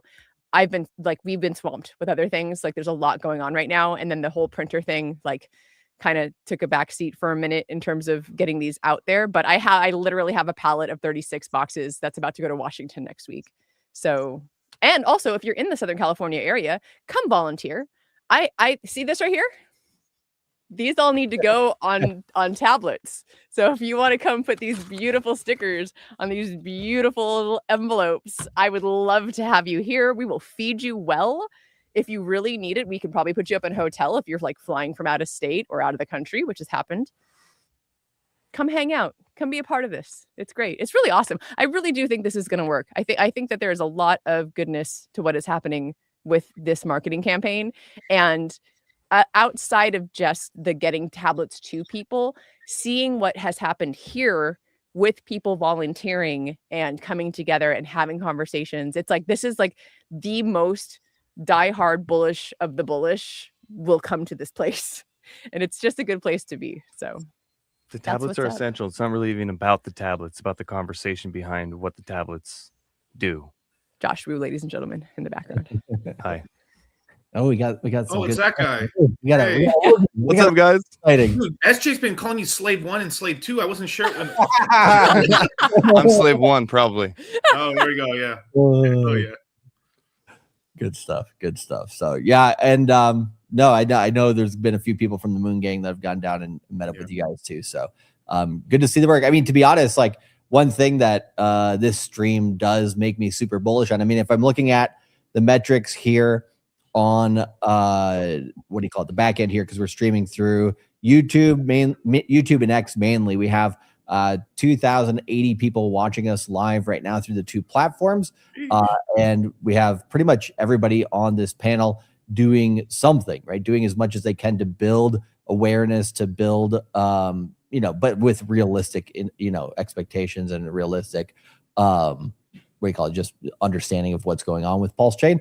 But everybody here is doing something. Everybody is building something, and there's a huge community here that's still around. I mean, if you look at some of the stats on Aster, if you look at some of the stats on Polkadot, even though Polkadot got recently their ETF application, like they don't have as much of a grassroots community as PulseChain does.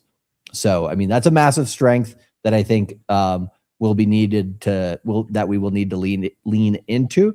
But at the same time, right, like we got to call out any projects that come in and try to basically use the community as a rug, because that just happened way too many times in the last cycle. So, like B-Root said, learn from your mistakes as an entire community, I think is massively important. But I will go into super chats here, but on anything that was just said there, is there any quick comment, or are we good? I think we're good. I want to make just a quick rebuttal to the concept of, that, now is the time to sell. I really do feel like when we look at the numbers and the metrics, that PulseChain is at an excellent buying stage. Like if we look at the total value of the core tokens, so I mean like Inc, PulseX, HEX, and Pulse, compared to the value of the sack bags, it's actually probably less right now. It's a ridiculous metric. Like we're supremely undervalued for the community we have, for the number of users, the number of transactions. It's probably the most undervalued chain there is. And people are ignoring the 400-pound gorilla that's hiding in the bushes. And that gorilla has a rocket launcher. That is the sack bags. And I do think that gorilla probably is going to shoot that rocket launcher at some point in time. The gorilla lobs grenades once in a while, like we see a little pump, but that's just to remind us that the gorilla has a rocket launcher. So like, I'm not counting Richard out of this fight. I do think when the red notice is cleared, we're going to see Richard every day, all day long streaming, and there's going to be huge changes. And I do think, and this is just my opinions, none of this is financial advice, I do think at some point in time, those sack bags are going to be deployed. And it's going to be ridiculous with our current liquidity situation. So just my opinions, but I think it's important people have that perspective. Yeah, I appreciate that. Awesome. Let's go into a couple super chats here. Well, what do you call it? We could basically, answer them kind of how we go, right? Let's see. We'll just go with the biggest one first. Saltwater Slade with the 369 says, big thanks in advance to everyone who helped put this stream together. Me, myself, and I, and then the crew. But what do you call it? Yeah, Fast Abdul as well, of course. Looking forward to the discussion. Well, we just had it. We got Kent Rose with the $2 super chat here. Appreciate you. We have by Clifton Holly with the $4.99 said Sui just got listed on Gemini. Good to see. Let's say here we have what do you call it? I should be more anonymous with the 199 pounds says he took the ETH. We made no gains. GG. Game over. We're going to zero. Oh, that's funny. He's been trolling the chat a little bit there. I think we put Ken Rose with this one on already, but click the like button to the stream. Moonaholics. Appreciate you, sir. Let's see. Dr. Pegger with the 499. Quite the name, right? Epic Discourse, friends. Moving forward, how does the future for PulseChain prices, etc., prove X? Well, I mean, if I'm just going to go with where Bitcoin's at right now, right? Bitcoin's at $68,300.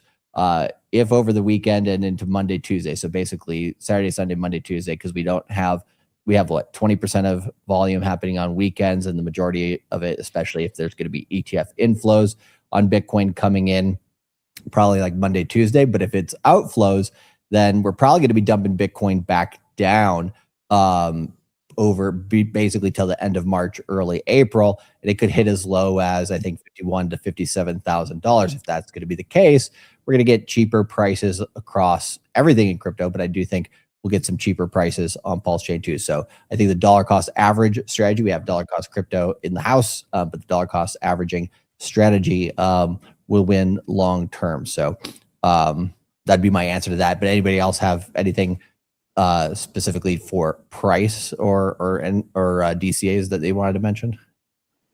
No, going once.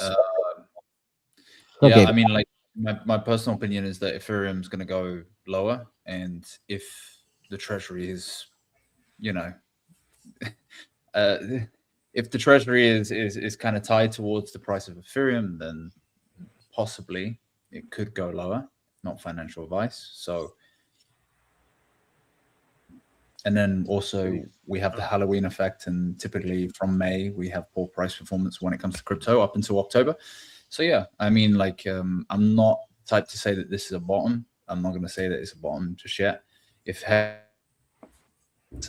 could PulseChain go down that amount? Maybe I'm too bearish on that, but these lows is going to be good and probably going to be good in the future. And again, to Abdul's point, yeah, the gorilla has a rocket launch. capacity right now. It's at about 10% capacity. Could go down to 5%, and then it's probably going to go up to 100% plus. Okay. Good stuff. DCC, were you going to say something? You good? Yeah, I was just saying I usually don't comment until the token launches and stuff, but I think you'll have a nice price movement once ProveX actually launches. But then after that, yeah, if we have a crash in Ethereum, that'll kind of like muddle things off for a bit. Good. Next one here from Paula with the $50 says, don't you guys miss the days when every stream was supported by $500 super chats? Good times. We'll see them again. Yeah, I mean, super chats are nice, but it's never been the main bread and butter for our channels. But it is nice to see the community active and what do you call it? Just very excited for what's going on. And then we have Frank with the $10 super chat saying, all we got to do is make AI commercials about your favorite coin on PulseChain. Only price goes up then, Ken. What does he say? But you could amplify. People are visual. Richard Hart dropped the ball on that. Just make AI commercials. I mean, memeing it up, throughout the community, like getting people to like the PulseChain community, even if they necessarily don't jive with Richard Hart, is definitely a good thing. So yeah, I think the community is getting a little bit more realistic as the bear market goes on, probably. How Is that him or us? Commercials and stuff. Him. Broke up there for a second. Can you say it again, Money Gang? I said how good was the N2 ticker on Solana's, like the AI. The marketing was insane. The guys behind it just kept fucking dumping it, and that's why it never bumped. Yeah, Fat did good too, but like that marketing can go so viral. But you also have to attach. I mean, that'd be cool to do that marketing and then have like the internet wallet or something linked to it or something like that to make it, because it's like it'd be difficult for someone who doesn't know anything, because it's like to get into it basically. So you have to have like some apparatus for them to like funnel them into it basically to make it easy for them. Yep. I'm curious how so just what I don't know what you guys are talking about, so I'm interested, because how did they market? Was it just through like their own accounts? Because to put an ad on X or Instagram or Facebook, try putting a crypto ad on any of those platforms. Yeah. Right? So it is an ad technically, but it's not an ad. So it's essentially a meme or like a commercial meme essentially. So it's like when you make a funny meme about like a meme that has a coin, essentially that is marketing for it. But like there isn't like like you're not paying for advertising. Essentially, you're just like making a reel so funny that people like it and it goes viral because it says ridiculous and funny shit. And it goes viral basically. So like memeing up PulseChain could actually help it out, but it works on Instagram and TikTok. You don't see too much success on X with that kind of content, unless it's just like so fucking fun. It's got to be like S tier funny insanity basically, but it can go viral. I've seen the dumbest things go viral on Instagram and on TikTok. And so, but you do need a certain amount of accounts to really make it like be seen. The Epstein versus Diddy stuff is quite funny right now. Oh yeah, George Droid. All these the fat fellas undefeated. Right. We got Real Ready with the $10 super chat saying, good to see people holding Richard Hart's feet to the fire sometimes. God versus God killer. I don't know what you mean by the last part, but basically, no, I mean, it's good to have an honest conversation about what's happening on the chain, right? Like some people are going to be happy about it. Some people are not going to be happy about it. Some people are going to be long-term about it. Some people are not. So that's the discussion that I did want to have here today. I guess my last question to the panel, well, first is, why aren't you in the crypto mindset course? So DCC, you want to mention a little bit about the Q1 and 2 crypto mindset course that is coming out here on March 13th? Definitely. So if you want to escape poverty, thank you, Kyle. Yeah, if you want to escape poverty, you want to learn how to buy the bottom. Do you want to know which cryptos are actually going to be the ones to be able to survive this bear market? Get in. We've done the research. We're currently doing the research. We've done this many times before. We're we are like all-time greats when it comes to buying the absolute lows on coins. I've done it on 2 cycles in a row on Bitcoin and Ethereum. I'm going to do it again. One of the biggest ones that we did last cycle was, people were fading Solana, and we got our guys into like sub $20 Solana. Most of our guys got in Solana in $10. So our guys made a lot of money, and that gave them the income and money to be able to DCA into all their favorite coins. Like you have to make money. You can't fade other altcoins. Now, it's okay if you have your favorite, but like we teach the red pill of finances, you have to spin plates. There's this thing about like having economic concentration, right? Like people want to like believe that it's in one coin, but we have all our money in, like, we're not diversified at all. We're in crypto, but you don't have to be just in one crypto. And learning that, we teach you everything from fundamentals, technical analysis, and on-chain analytics and everything else in there. So if you don't know, if you want to like sharpen your skills and kind of get the buying list or just overall be in a place where people are actively trying to basically get the best prices, what are you waiting for? It's a month-long course. We're literally going to be gone pretty much the whole month of April. And I mean, everything. I mean, we're going to be teaching from AI to, fundamentals, technical analysis, on-chain analytics, the how to actually properly search and look up meme coins. I mean, it's insanity, the amount of value we do here. And we've taught, I mean, we're nearing on like 20,000, but we've taught about 19,000 people through the courses. We're pretty much the longest running crypto course on the planet, period, point stop. And we go on really big, large channels as well, million subscriber channels. We onboard quite a lot of people into the space. So, if you have a family member who doesn't know anything about crypto, bring them this way. Absolutely. We've had people like their brothers and sisters share the same computer to watch the stuff. We totally are okay with that. We've had entire families take the course together and now like know how to like safely hold their Bitcoin, their Ethereum on wallets. How like we've taught there's systems that have been copied by the CIA from our program. Literally, we've had like ex-CIA employees say that basically like our fucking program, our wallet system is pretty much like one of the safest systems in terms of like how not to get rugged. But you got to learn not to pick up the phone. So we also show you how to like not get ripped off in crypto and not give your seed phrases away. So all the basics from A to Z. If you want to learn anything that has to do with crypto, the CMC is here.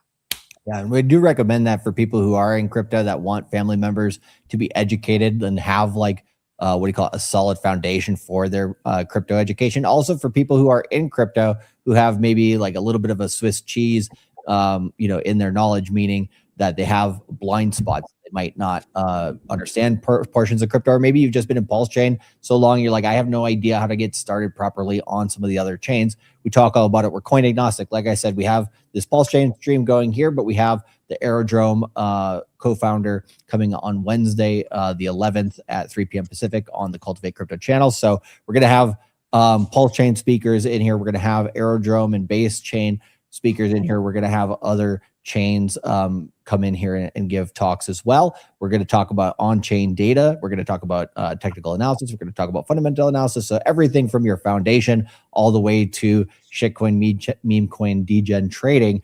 We cover it all. So go to the cryptomindsetcourse.com, put your best email address in here, click to sign up. Then on Friday, March 13th, your lucky day, we'll be starting the enrollment for the Crypto Mindset course. Enrollment goes for about 5 days. And we'll close that then on Pacific Midnight Standard Time on the 18th. So put your best email address in here, click to sign up. You'll get in here absolutely for free. And then you'll be aware, you'll get an email about twice a day during that 5-day period, just to remind you that the course is live. So we appreciate you all for listening to this announcement brought to you by me, myself, and Dollar Cost Crypto, because we do not take sponsorships on this channel. We only build products that we think are good for people. And we only talk about projects that we also think are good for people. And this is why somebody asked earlier in the chat, is like, are you guys being sponsored by the Grays? No, we just have them on our channel because we like the project and we like the guys. Same thing with the PulseChain stuff. So we appreciate you all for that. I'll throw that in the chat. But real last question to the panel actually is just, did you guys have any other either small topics or questions to pose to the chat? Anything that you had thought maybe we didn't cover in this discussion that you wanted to go into just a little bit more here before we end the stream? I think Fast, you're looking like you want to say something. Well, I think the one thing that I'd like people to reflect on is that PulseChain is the land of opportunity as far as community goes. We have probably the strongest community in crypto. We've seen, maybe XRP and ADA, maybe they're comparable, but I think we're stronger than them. So from a builder perspective, I think people should look at PulseChain. There is opportunity here. And from like a user perspective, why would you look at chains that are, they're doing well, but it's all VC backed fake numbers? Like, these are the real numbers. They're not hot right now, but it's real people with real money doing real things.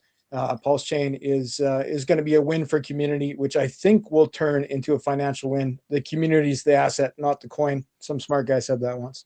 I have a perfect piggyback off of that. Go for it. So speaking of crazy things that are happening in this community, on April 6th, April 7th through the 11th, there's going to be a handful of PulseChain folks in El Salvador filming a reality TV show. Whoa. All about crypto. That includes myself and the Josh Wu. We're both going, and it's going to be really ridiculous. You can follow Noob Decentral for more information. There's going to be a $500 prize every single day. It was sponsored by a ton of coins, all the memes, and other projects. And from what I understand, we don't really know what we're getting ourselves into. Apparently people are putting out bounties to like smash eggs on my head or whatever, and I don't know how that's going to work yet. But I'm starting to get apprehensive about this. It's like this coin sponsored to have Josh smash an egg on his. We're again, we're just in for the ride. We're doing it for the chain.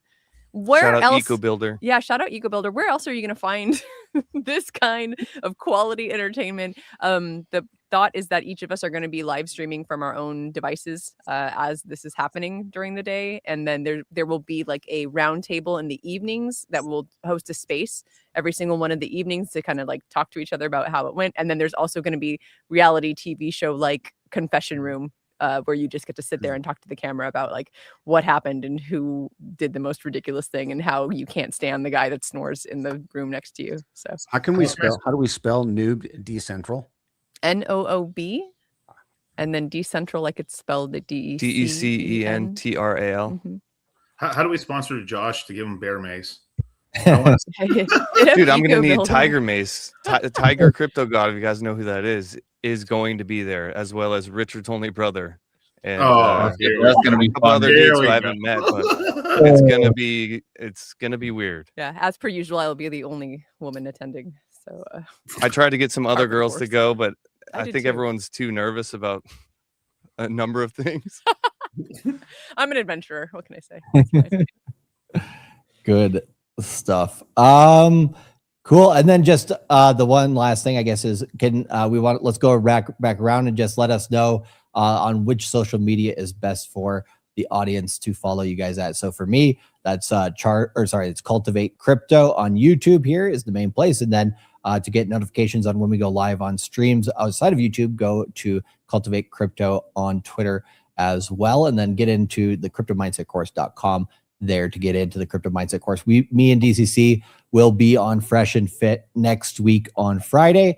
And then we'll be on again on Money Mondays. So we'll have a little PulseChain talk there. We'll have a little PDGC talk maybe there as well. So definitely tune in to that and subscribe to both of our channels. Let's go to dollar cost here, and then we'll go around here for the Yeah, so I'm going live in the next 23 minutes. So I'm going live. I'm gonna have my show all talking about crypto prices, peptides, and all kinds of other cool stuff. But you can follow me here on my you can follow me Dollar Cost Crypto on Instagram, YouTube. I mean, anywhere it's I've got a check mark on everything basically.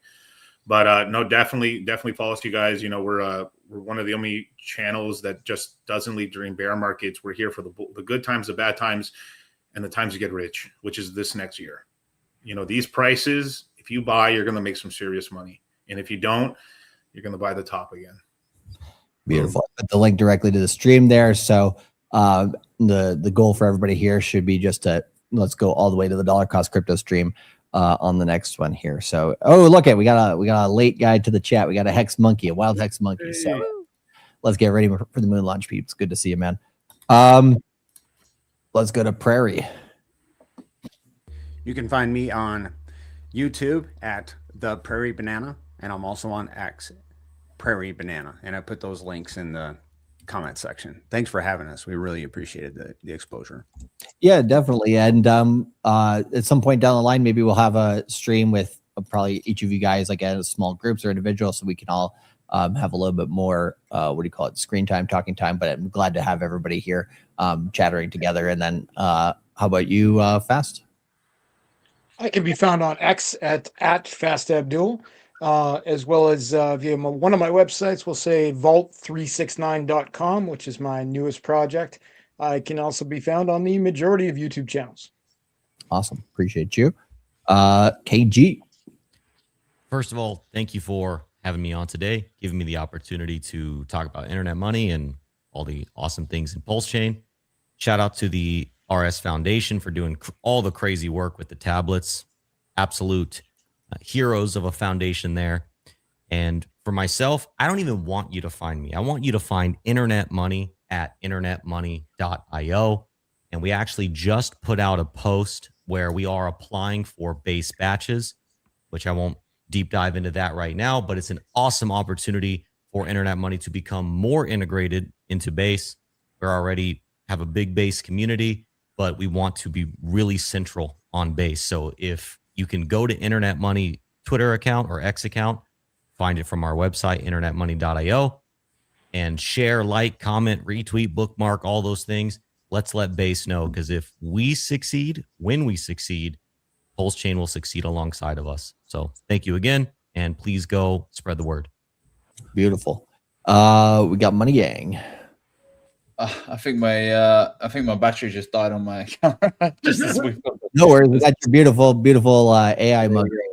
Yeah, you can find me at Money Gang Crypto on both YouTube and X. I'm on also, speaking of on peptides, get on True Side, by the way, guys. Whilst you're in this kind of bearish time frame, get absolutely shredded so that when you accumulate Bitcoin at the lows, Ethereum, PulseChain, Solana, etc., you have life-changing money and you have a shredded body. So let's get on the peptides. Let's do it before it gets illegal. Before it gets illegal, yeah, guys. Before the FDA approves it. So yeah. All shout right. out to GLPs. Yeah. And then we got SJ here. Or no, sorry, we already went to you, right? Hi. Socials. A Wild SJ everywhere. Instagram, X. I talk mostly about the crypto stuff on X, and you can just follow my life with my adorable fuzzy gray cat on Instagram. Also on YouTube, LinkedIn, all the things. So yeah, at A Wild SJ. Beautiful. And last but not least, the PTGC. Yeah, I'm on the Gray369 on Twitter. Also, take a second, look at PTGC on Dex Screener, Dex Tools. You can hop over to our Telegram, the Gray's Currency.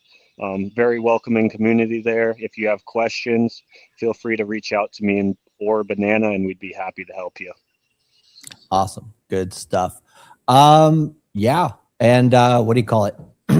Everybody here on the panel, stick around for the next couple minutes after the outro. We'll have a little chat in the background. So appreciate y'all for coming. Appreciate everybody in the chats on the various platforms for coming and watching the stream with us as well. Have a good rest of your weekend. And we'll see you back on this channel on Sunday at 7 p.m. Pacific Standard Time on Cultivate Crypto for the Moon Gang with me and Dollar Cost Crypto. So until then, guys, peace, live long, prosper. We'll catch you all again soon. Later.